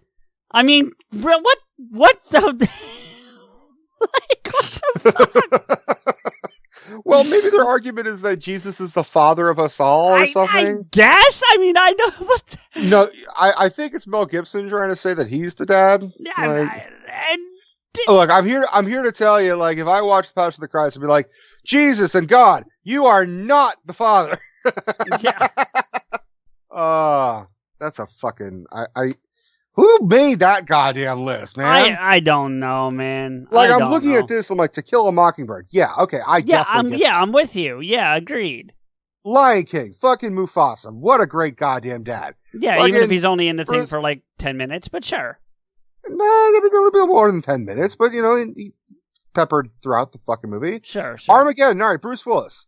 I mean, all right, I get their point. Yeah. And then, The Passion of the Christ. Who? What? Huh? Well, even the Little Mermaid. The Little Mermaid, like, look, the dad's pretty terrible. That's how she gets in all the shit she gets into. No. I've reached that point in my life where I have gone from being like, he's an awful dad, to be like, bitch, go to your room. What are you doing? You don't know what you're doing. You don't know this guy. Stop falling in love with this human. Like, I agree that the dad is prejudiced, but I'm sure there's an underlying reason why of like, where's the mom? We don't know where the mom is. Maybe the humans fucking like caught her or killed her or some shit. We don't know. Yeah. Okay, you might be right, Rico, but I would still say someone like Mufasa was a way better fucking father than King Triton, I think his name was. Yeah. Yeah. I would agree in terms of Disney dads and the two that we've at the top of our head. Yeah, I would say. Well, it's not. That's the other thing Disney does, and this is not meant as a criticism, but more times than not, it's been moms with Disney. You know, it's been dead moms. But even then, it's just moms. It's a lot of single moms, really. If you think about it, like even the dead ones. Like the only fathers in Disney that jump out to me that are actually fathers are the two we just talked about, and then oh god, I just blanked. I literally just blanked. What? Zeus. Okay, I did forget about that, but there's a big one that I literally just had and I was gonna say, and now I blanked. Well, Steph and I, like, just for our own amusement, because we debated about which was the biggest tally, fathers or mothers, because we know that Disney likes to kill one or the other, or both. In some instances. I just remember. Can I just, before I forget it again, Mr. Incredible? Yeah. That's one that gets a focus. But yeah, anyway, go ahead. Yeah, absolutely. It's so funny. I'm playing the Lego Incredibles game. Actually, I'm progressing through it. Taking a break from Assassins, I'm switching back between like Assassins and Legos. There just needs to be I'm literally bouncing between like 6 games right now, like just rotating. So go ahead. There's not Cinderella's dad, but there's the prince's dad. He's a central figure. And I wouldn't say he's a good dad either. He's forcing his son to get married so he can have some fucking grandkids. He's always threatening his assistant and shit. He's like the whole sequence where he's trying to cut off his fucking assistant's head. Well, see, what Disney seems to do, and is when it comes to dads, at least in my opinion, is they have male role models, but they're not dads. For example, Cars, you had the character that Paul Newman played, who's not a dad, but he's a male role model. Planes, same thing. You know what I mean? What's his name? Dusty Rhodes? What's his name? Dusty. Oh shit, Dusty Rhodes. No, that's a wrestler. I know. I was just making a joke. I kept thinking, like, of all the fucking names, why did they use that for a character in Cars? No. You're thinking Okay, so you're talking about the main character from Planes. No, I've never seen Planes because I'm not I don't give a shit. Dusty Hopper, I think, is the main character in Planes. That's Dane Cook, correct? Right, Dane Cook. In Cars, it's Lightning McQueen. I know, but I was just making a joke of Paul Newman's character. Well, so Paul Newman's character is Doc Hudson. Doc Hudson, okay. Yeah, so. Bambi's dad. Bambi's dad is, his mom gets shot in the face, but then because he's the prince of the forest, there is a fucking, the grown deer is his father. Okay. So, listen, some of those older Disney flicks like Cinderella, Snow White, Bambi, Dumbo, I've really only seen like once or twice, and I'm 40 now. I probably haven't seen them in 30 years plus, Sure. So, these newer ones, since I've been old enough to buy my movie, like the oldest animated movie that I own from Disney is got to be Aladdin. And there's not even again, it's not a dad, it's a male role model in the genie, but I'm glad you brought that up because the third movie, which is direct to video, sure, is all about his dad. Right. Did you see it or no? I've never seen. I've only seen the original. So it's Aladdin and the King of Thieves, and his dad is Alibaba. Well, his name is Kazim. Like they changed it, but like, yeah, he is the king of the 40 thieves, and that's why he like abandoned Aladdin. He thought Aladdin was going to be good. He didn't know that Aladdin was like left off, like became a street rat. And I remember watching it because that's a pretty, in terms of direct to video Disney movies, there's not a lot of great ones. There's only a few. Like Lion King 2 was actually pretty good. I heard that. Yeah.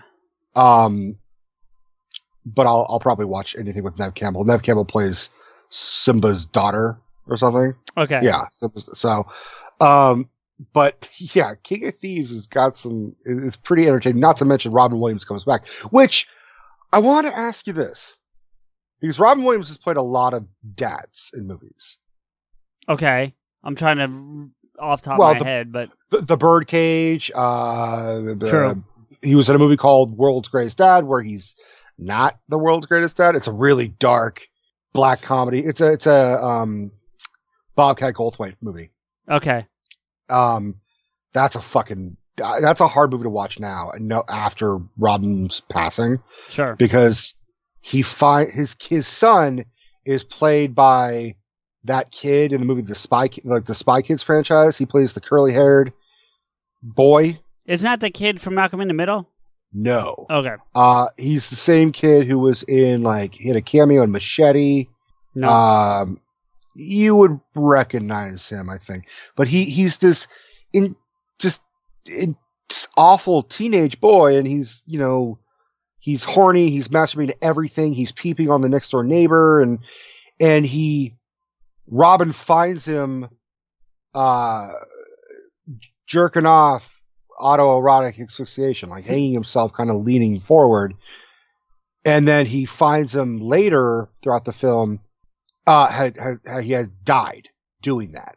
And he didn't want to face the embarrassment of his son dying from jerking off. So he staged it as a suicide. And because he's a failed writer, but he's still a good writer, he wrote out the suicide letter, and it was such a deep, profound thing that now his son is getting all this fucking crazy attention.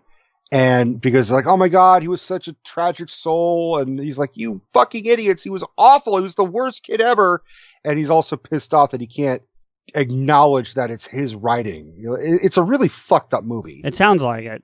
It is. But what about Mrs. Doubtfire? Because I'm kind of torn of how I feel about whether Daniel Hillard is a good dad or not. I'm going to say yes, but here's why. Right? Mm-hmm. Because by the end of the movie, he is. You're right. At the beginning of the movie, he's not. He's not. He's you know what he is? He's Homer Simpson. He's a live action Homer Simpson at the beginning of the movie. Sort of. If anything, he's a sibling. Right. Well, that's why I'm saying he's like Homer Simpson, because Homer's, to a degree, Bart's older brother more than his father. You know.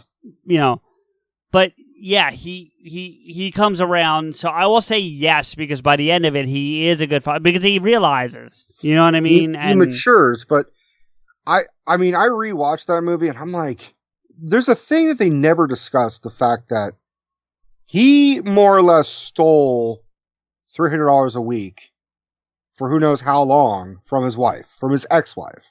Now, is he using that money and setting aside for his kids' education, or to benefit his children, or anything?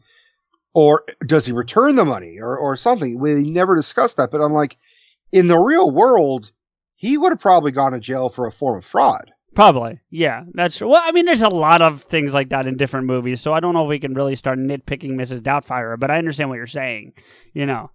I mean, I've always been emotional watching that movie where he says, you know, I need my children. Me not having my children is like saying I can't have hair, and I've always, because Robin can make you fucking laugh and cry, and sometimes at the same fucking time, without question. I've always had a love for that movie. Then as I've gotten older, I'm like, this is fucked up. This is a fucked up movie. Well, there's another movie he's in where you could ask the same question and my answer would be different. I think he's still a bad father because you don't see enough of the redemption, at least not in my opinion. In what? In Hook. Because at the beginning of Hook, he's a terrible father.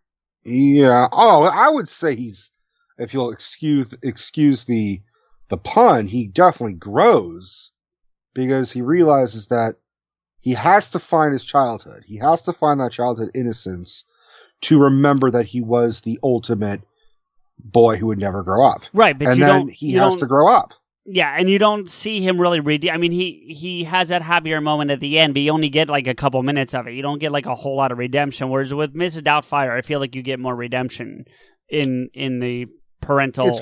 It's more gradual because it's a reversal. It's him in Mrs. Doubtfire. He's growing up from being a kid to growing up, but as in Hook, as a father, he has to grow by remembering that it's okay to have fun and to have some youthfulness to relate to your children.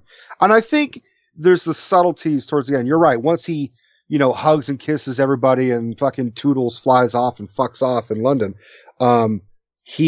there's little things like him throwing the cell phone. That's a big leap. Yes, absolutely. And telling him to always keep what I always tell you about this window, always keep it open, and being happy and jovial as opposed to earlier in the movie where he says always keep it closed. Like you see that transition, but right. it's not as evident as what you get in Mrs. Doubtfire. You know what I mean? Well, I would also point out the fact that we get that part where he remembers his happy thought. He remembers, I wanted to be a father. Yes. And yes. So I think it's layered of both. He has to remember why he became. Yeah, I get you. It's a little more subdued than what you get in Mrs. Doubtfire.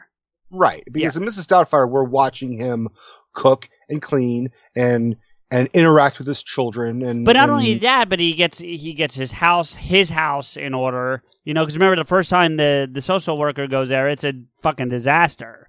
And he gets it in better shape, and he's cooking real meals for them. Like he progresses as a father and as a parental unit as well. That part has one of the parts that I rewound so many goddamn times, where he sees the truck run over his mask. Yeah, and he goes, "Oh shit!" and just bangs his head on the fucking window.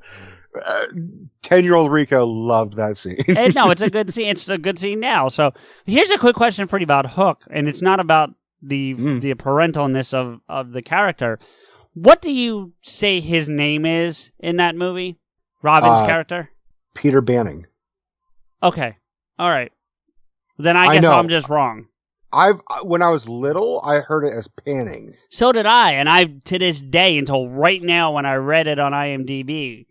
Because I've seen Hook a zillion and a half. I'm sure I know you're a big fan. So am I, but you're a bigger fan than I am. Sure. Oh yeah, Hook was that movie that I was so obsessed with, just the symbol of it. Like I loved the fact that Hook had a hook in H. I mean, without getting into a whole discussion, because I'm sure we could do a different discussion on a different day. It's top 2 Peter Pan stories for me because I really really liked Finding Neverland as well, which is less about Peter Pan, but still adjacent. So yeah, I would agree. And both have Dustin Hoffman in it.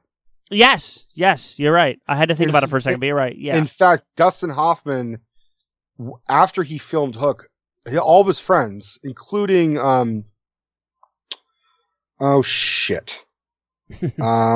what's his name? He is like old ass friends with him.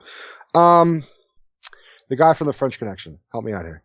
I don't know, but I can look up The French Connection because I don't know that movie. He's also from Hackman? You're not talking about Hackman. Yeah, Hackman. Oh, that's so funny because I just watched The Replacements earlier today. But so Hackman calls him Hook. That Dustin Hoffman's nickname is Hook. He did a really good job. And for Finding Neverland, they actually wanted him to dress up in the Hook costume as a prototype, so J.M. Barrie could look and be like, "Yeah, this is how." And Hoffman flat out refused. He's like, "Only Spielberg can get me to do that. I'm not going to do that. I'm not going to get in that goddamn costume again. Fuck you." No, it's a shame because he's really good in it. But is that on Disney Plus, by the way? I think it is. I don't think so. It's on something I have. Anyway, go ahead.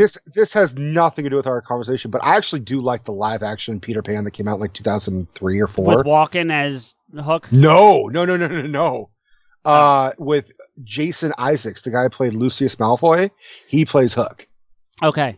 That's a pretty decent adaptation. Like, that was popular when I was a kid. You know, and here, I found a way to link this together for you, right? Lucius Malfoy, terrible fucking father. Terrible fucking father, terrible fucking human being, terrible fucking wizard, terrible. Right. Terrible man. And as we talked about on the Harry Potter episode, I don't know that Harry's dad's all that great, you know? Because, Harry's dad? Yeah. Harry's dad's dead. Well, but even before he died, like, I mean, he seemed like a pretty terrible human being from the little bit and we talked about it in depth, so I don't know if we need to do that again. Well, he was definitely a bully. We definitely established that. Yes. He bullied the fuck out of Snape and shit like that. But if anybody drinking? In the books.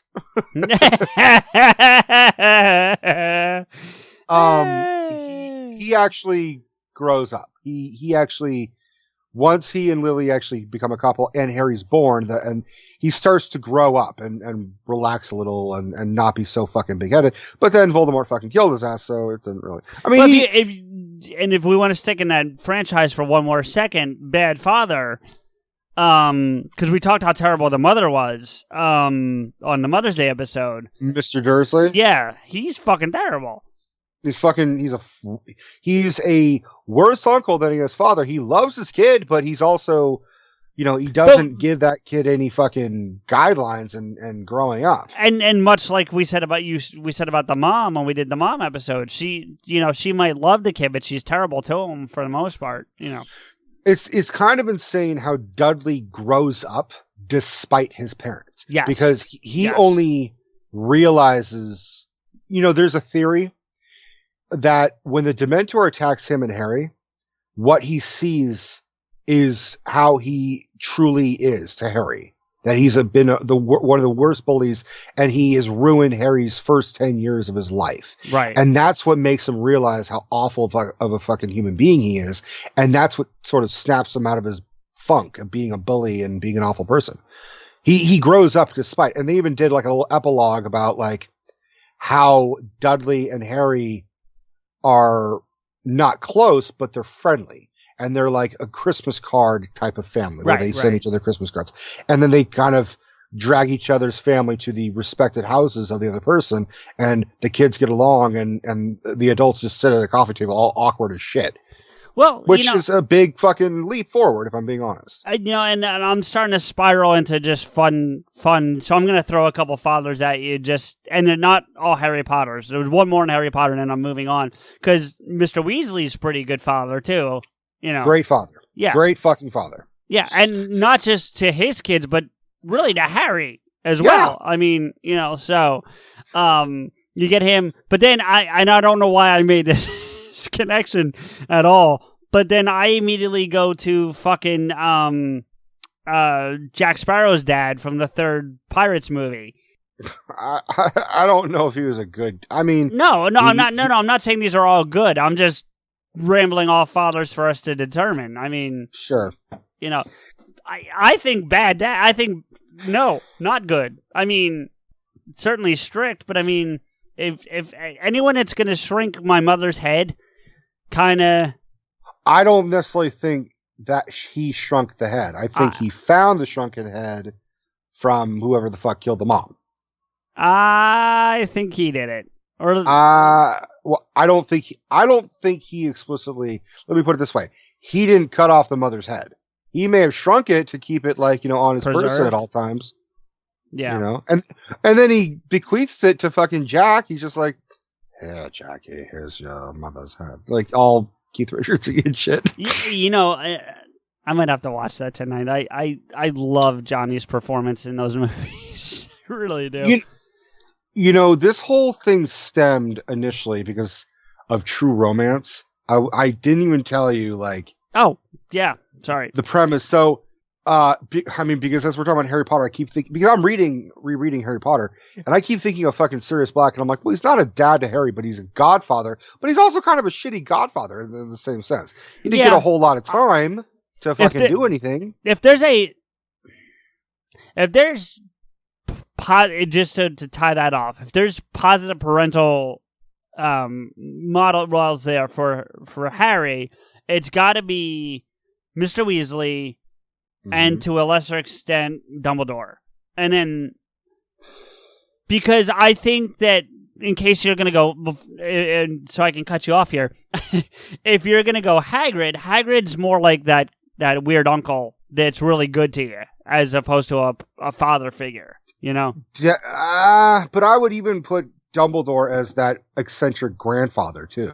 That's one where you're like, Grandpa, have you taken your pills today? Like, well, and if I said to a lesser extent, if you recall, like definitely Mr. Weasley is like the primary parental figure to Harry without question. I would in this order I would go Mr. Weasley, Professor Lupin. Yeah, okay. I forgot about Lupin. Yeah, you're right. I could argue with that. I mean, I could agree with that. Yeah. But he still borders that uncle father thing. Yeah, well, that's why Mr. Weasley is like far and beyond. And like all these other ones are like a conglomerate really of a second father or third, I guess. But yeah. But Gary Oldman is in True Romance, and Gary Oldman is that actor. He's like, pick a fucking movie that he's in, and he's just always great. But he is, I think, hard to work with though. Like really hard to work with. He was a bit of a drunk in the 90s. So no, I mean even today I've heard. But anyway, go ahead.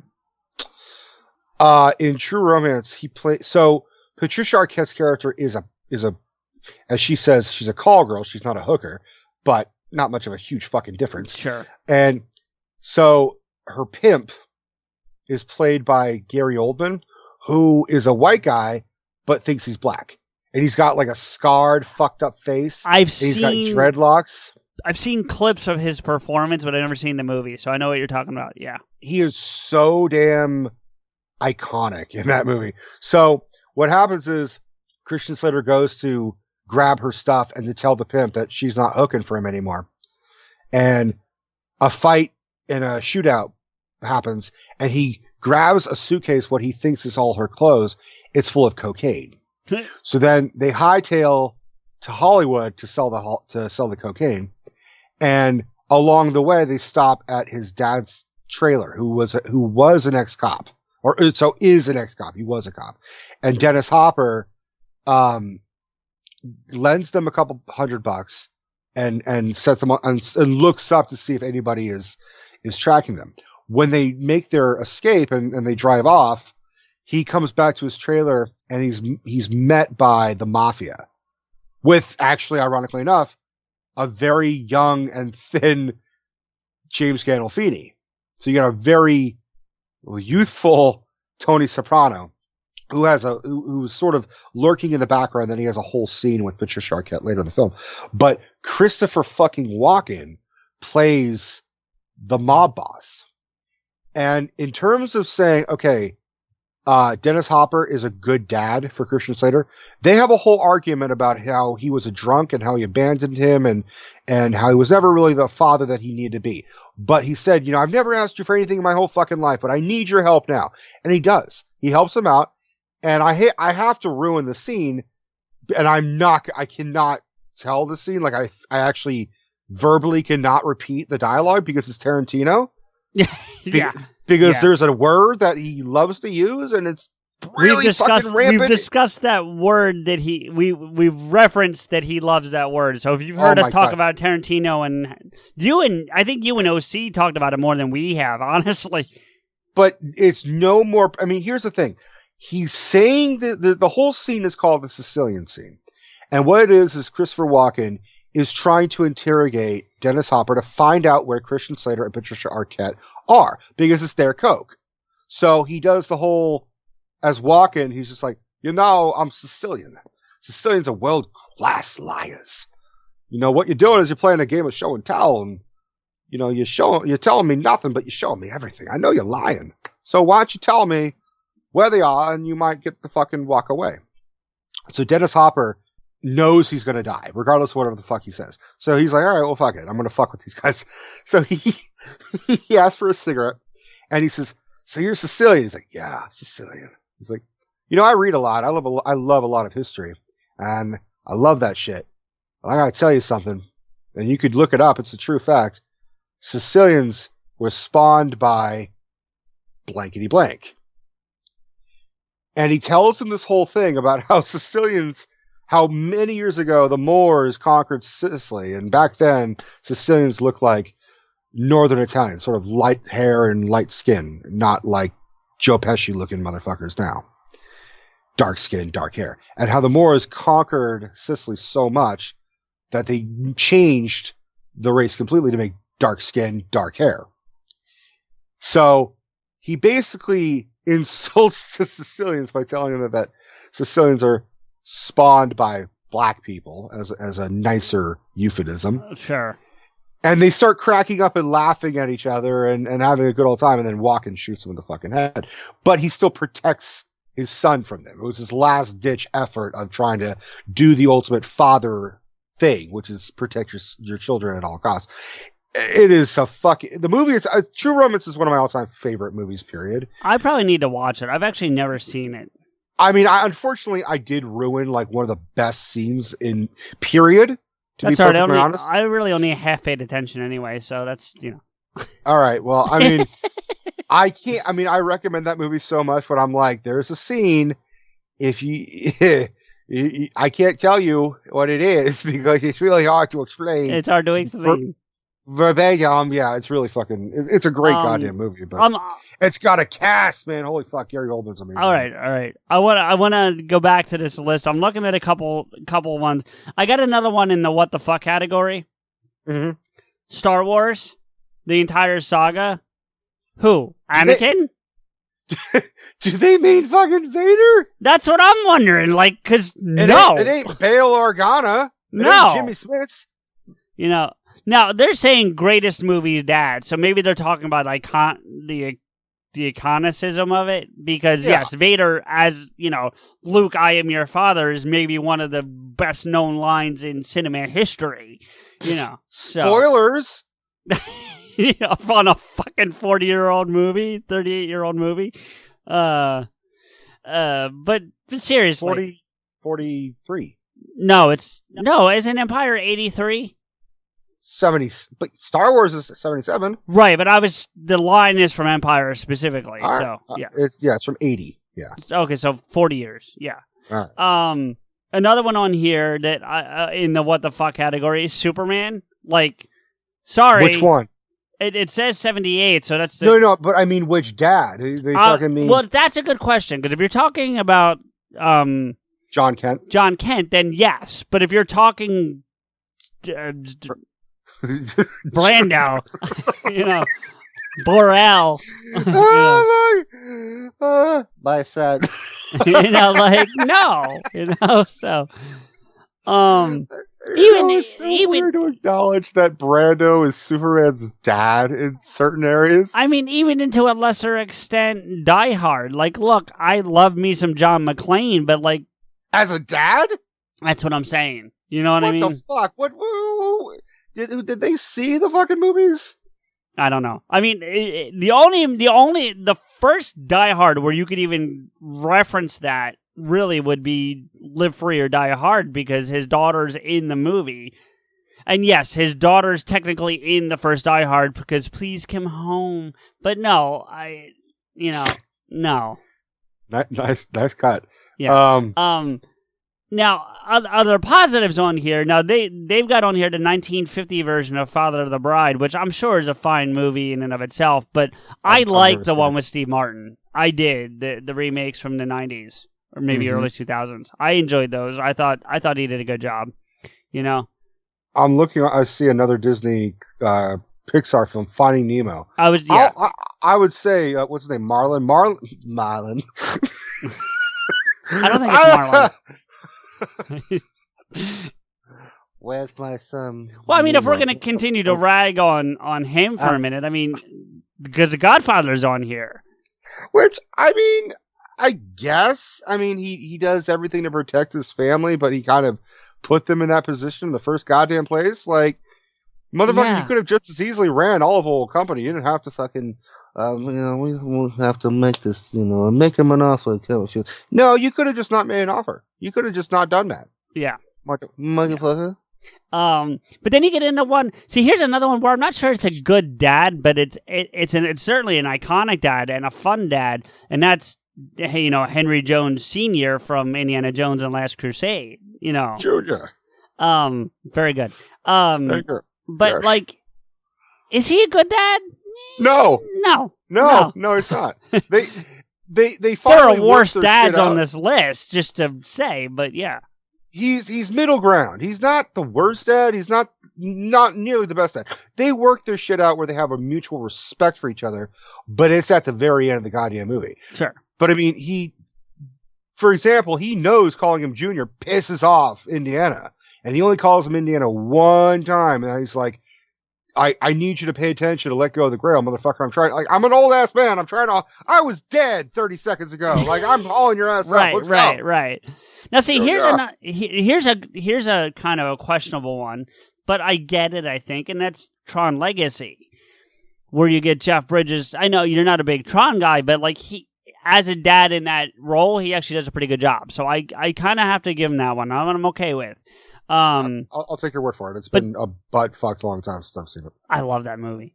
You would love the video room now, yeah, because we have a giant wall of Tron Legacy where it's 3 separate posters that, if you push together, equal one long stretched out poster, and that's like the backdrop behind the counter now. All right, well, promise me something.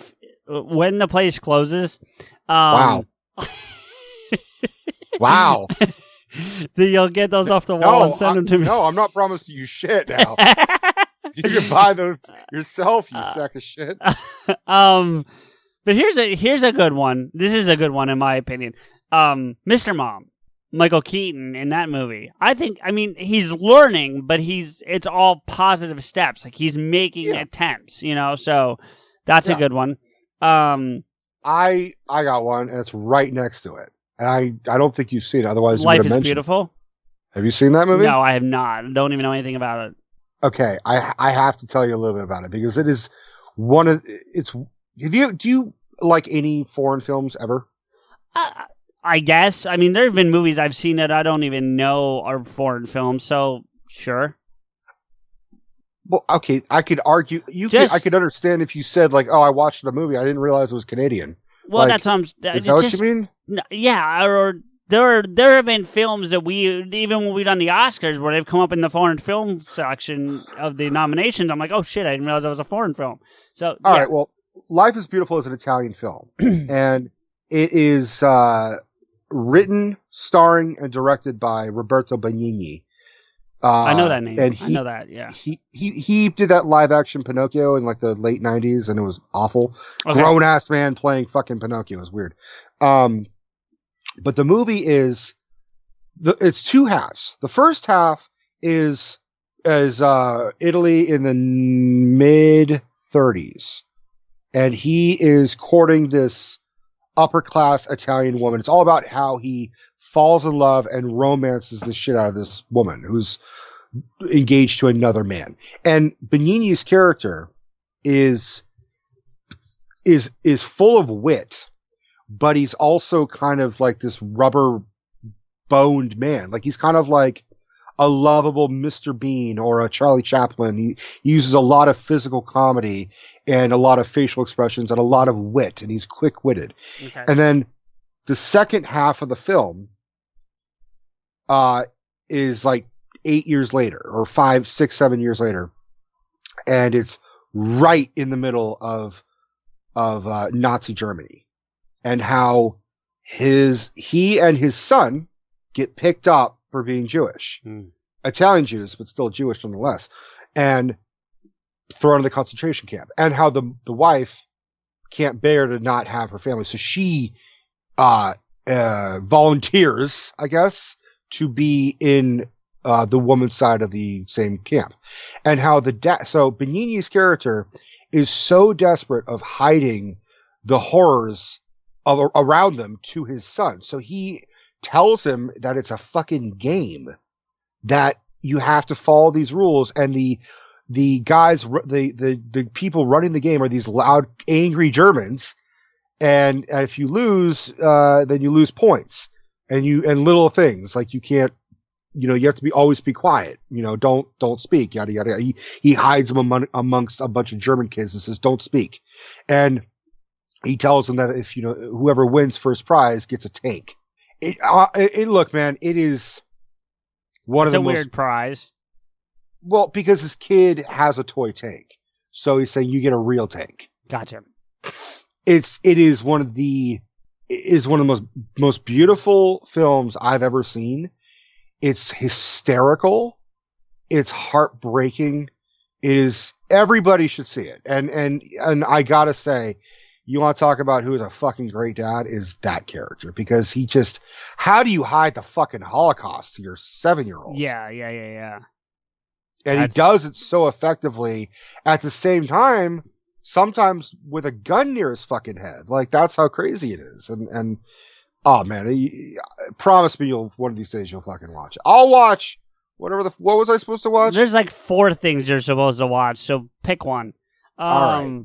But I get a couple more. First, I have one that's a question for you, because I've actually never seen the movie. You may not either, but you have a higher chance to have seen it than me. So, because I've always heard this character was not very good, but Clark Griswold from National Lampoon's Vacation. I'm not overly fond of Chevy Chase or Chevy Chase movies. Sure. To be perfectly honest.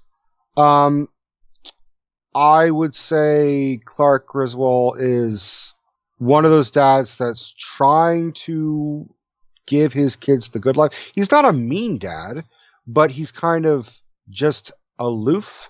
Well, a lot of these dads that we've said were bad dads weren't necessarily mean. They were just like Homer. He's not mean. He's just dumb. I just don't. Let me put it this way: they recast his children so many goddamn times throughout the movies.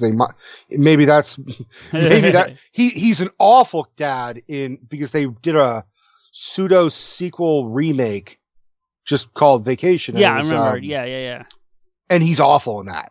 He is the complete far awful version of how his character was in the beginning of the film.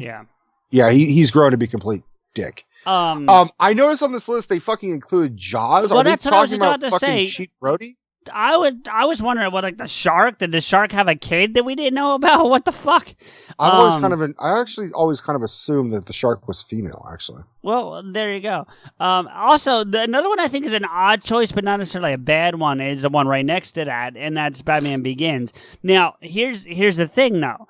This is really, of all the Batman movies that there have been, this is the only one where you really get a good look at his father. Mm-hmm. So, and the interaction between him and his parents, because they don't really have interaction in any of the other Batman movies that I've seen.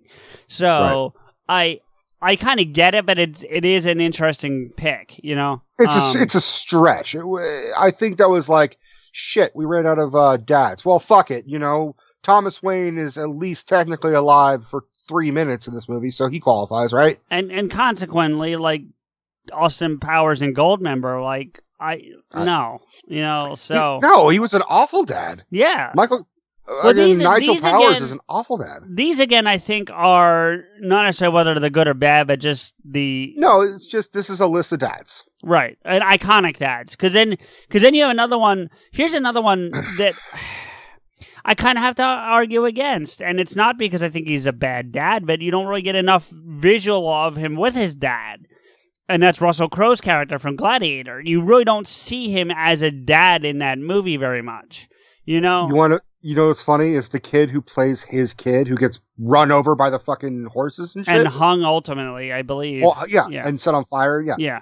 That kid plays the kid in Life is Beautiful. I was just telling you about. Oh, no shit. There you go. No shit. So, but I mean, again, that's not, like you don't really see him much as dad there. So like that doesn't feel like he is a dad, but he's not, he's not doing anything. I mean, ultimately, even then, he like moves on. He starts banging Connie Nielsen. So like, no, not really. He doesn't actually bang anyone in that movie. that I recall. I thought. Oh, he tries. He makes out with her at least a bit. No, I don't even think that happens.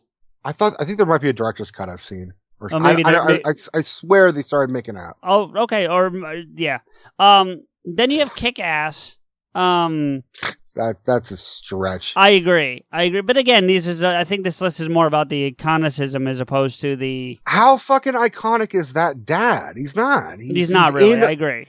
I mean, to that same degree, Juno's on this list, and I don't think the dad in that is very. Unless they're talking about Jason Bateman's character, which maybe, but. I think they're arguing J.K. Simmons.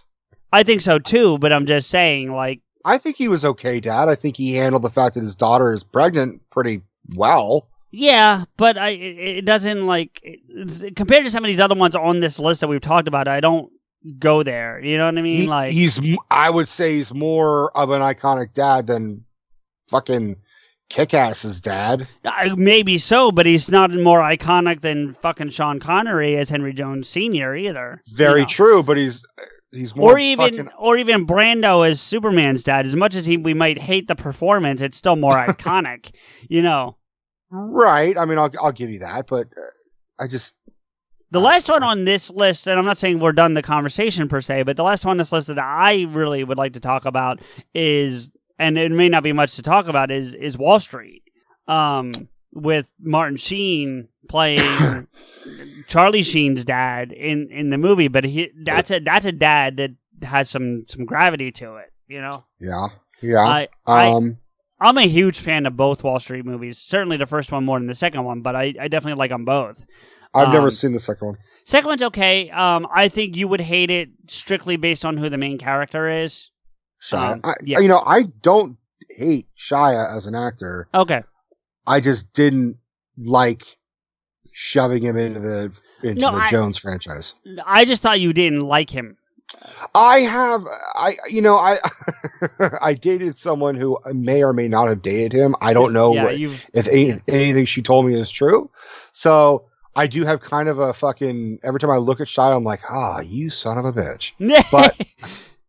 But it's not like I can't fucking let's say it's true.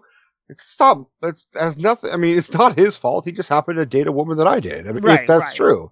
Yeah, I think I just have such a negative connotation with the woman that I'm like, anybody associated with her. Sure. I mean, Doug Frankel allegedly taught her. Oh, there you go. But we don't hate Doug. Yeah. Doug's good people. No. But anyway, Wall Street, I think, is a great movie, and I think there's a great dynamic between him and his father in that movie, and not just because they are in real life father and son,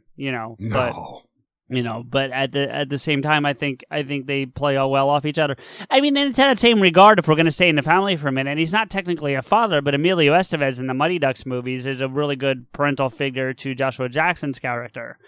It's been a minute since I've seen those, at least seen the first movie, but it's funny you brought up Emilio because Emilio made a movie called The Way. Okay. Have you heard of it? No. Oh, it's on this list, though. So, is it? Yeah, it's on page 1, about halfway down, next to Austin Powers. Oh, yeah, great. So, Steph introduced that to me about a month and a half, 2 months ago. The Way. And the premise is his son... Can I just say real quick that it's great to hear that she introduces you to movies, because I feel like most of the time you're introducing her to stuff, so...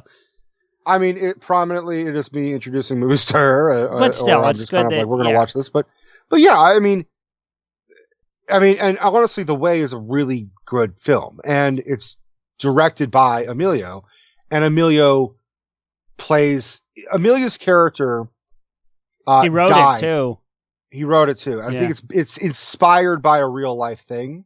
So, and stories of this thing. It's all about this walk from it's in Spain. So one part in Spain where they progress. It's a long hike journey that people do. It's sort of a spiritual Catholic hike, essentially. And Emilio dies as he begins it. And we don't see it. I mean, we kind of get flashes of Martin Sheen imagining what could have happened. So he decides... Is he playing his father in this? Yeah. So it's father-son, just like father-son. Yeah. And daughter-father, too. His daughter's in this. Really? Yeah, the actress's name is Renee Estevez, and she plays Doreen. I didn't see it, so I can't. I don't remember. I don't remember the daughter, but we look at Martin Sheen and Charlie Sheen, we're like, oh my god, the resemblance is uncanny. Fuck, dude. You watch this movie, you're like, holy shit, it's young Martin Sheen and old Martin Sheen. Yeah, probably. And that doesn't surprise me. So he goes to Spain to pick up his son's remains, his ashes, and then he gets inspired to make the journey. And every time he stops at like a rest stop or a landmark, he spreads his son's ashes. So his son is making the journey too.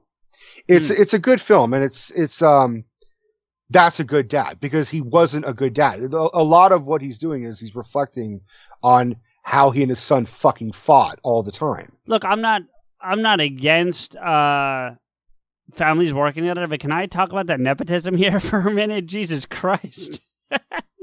Renee Estevez has been in, she was in Lethal Weapon as an underage hooker. I'm trying to remember who that was. I don't remember. Lethal Weapon as an underage hooker.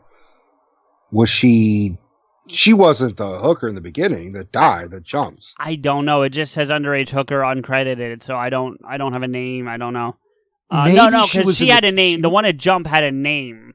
I can't remember what it was right now, but maybe she was the one in the tape. Could have been.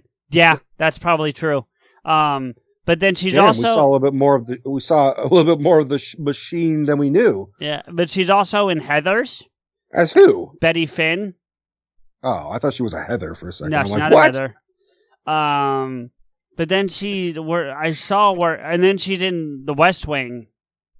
Well, that makes fucking sense. Yeah. She's in. She's also in that. And then just to go back to something we talked about earlier, she's in Addams Family Reunion, the TV movie. Okay. What nepotism? I mean, the first two things you said, Lethal Weapon, and it seemed like it more, but now you're right. I guess it just seemed like she was in a lot of things with her family, but I guess I was wrong. But I think Ramon, who is another Ramon Estevez, is always kind of in the background. I think he has been in a lot of Estevez and Sheen movies. But if we're really pushing that, I think it's more. The Cusacks are more known for that. Oh, every time sure. John Cusack's in a fucking movie, he's got it. No matter what, he's got Joan in it, but he's also got Ann Cusack, and there's one other fucking Bill Cusack. Yeah, and they always feature them in like the fuck you roles. Like, oh, we need someone here. Give it to my brother. Fuck you. Not to get into a whole thing, but doesn't that Bill Murray do that with his brother pretty frequently too? The difference is that he's got a younger brother, he's got an older brother. There's Brian Doyle Murray, and then there's Joel Murray. I'm thinking of Brian Doyle more. Yeah, but I think they kind of helped each other out. I mean, Bill obviously has the bigger career, but I think Brian helped his career out in the beginning. But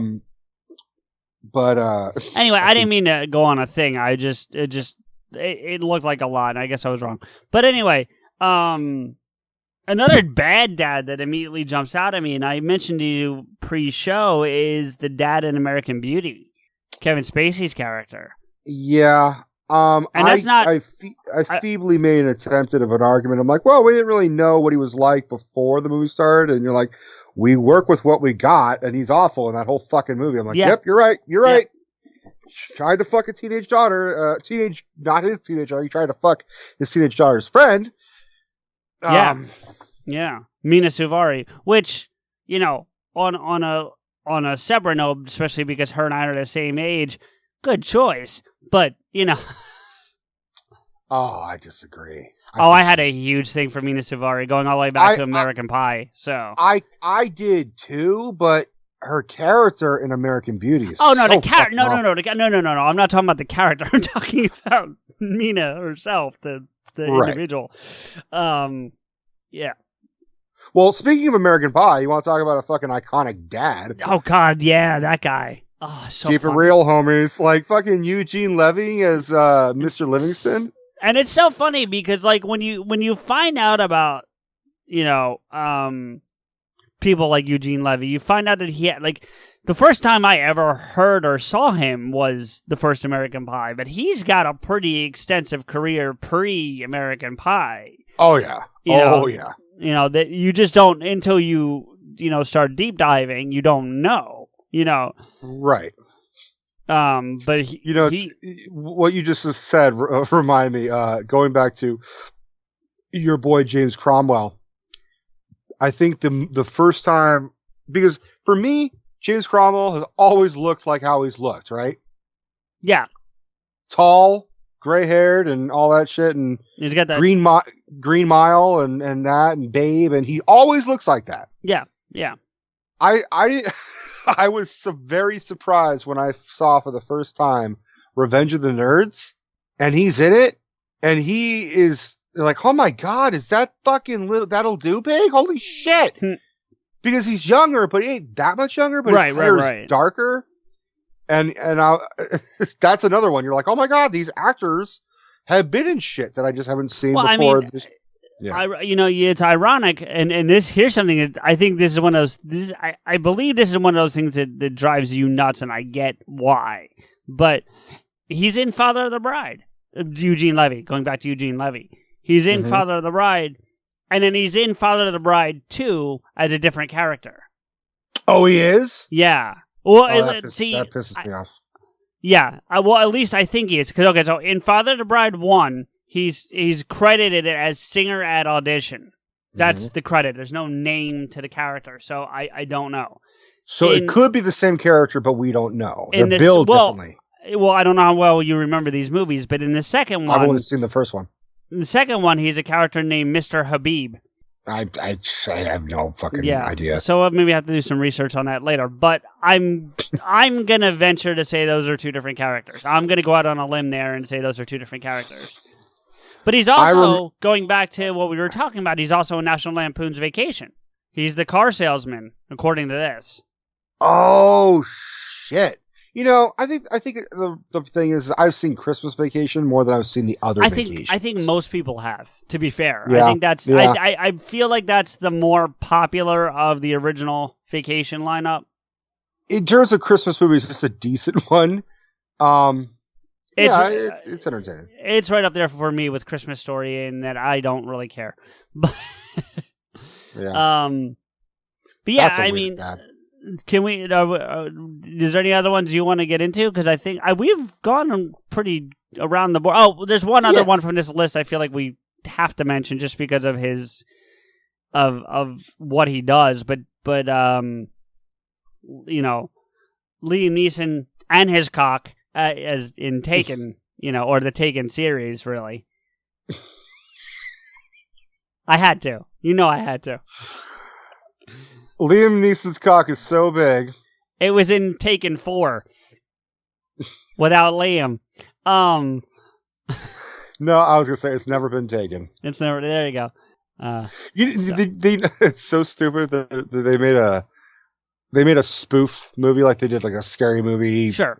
One of those ones, and it was just called Tooken. I don't think I've seen that. Tooken, right. Because it's like the Irish accent version of Taken. Right. Yeah. There is a dad on this list that I actually... Did you ever see The Pursuit of Happiness?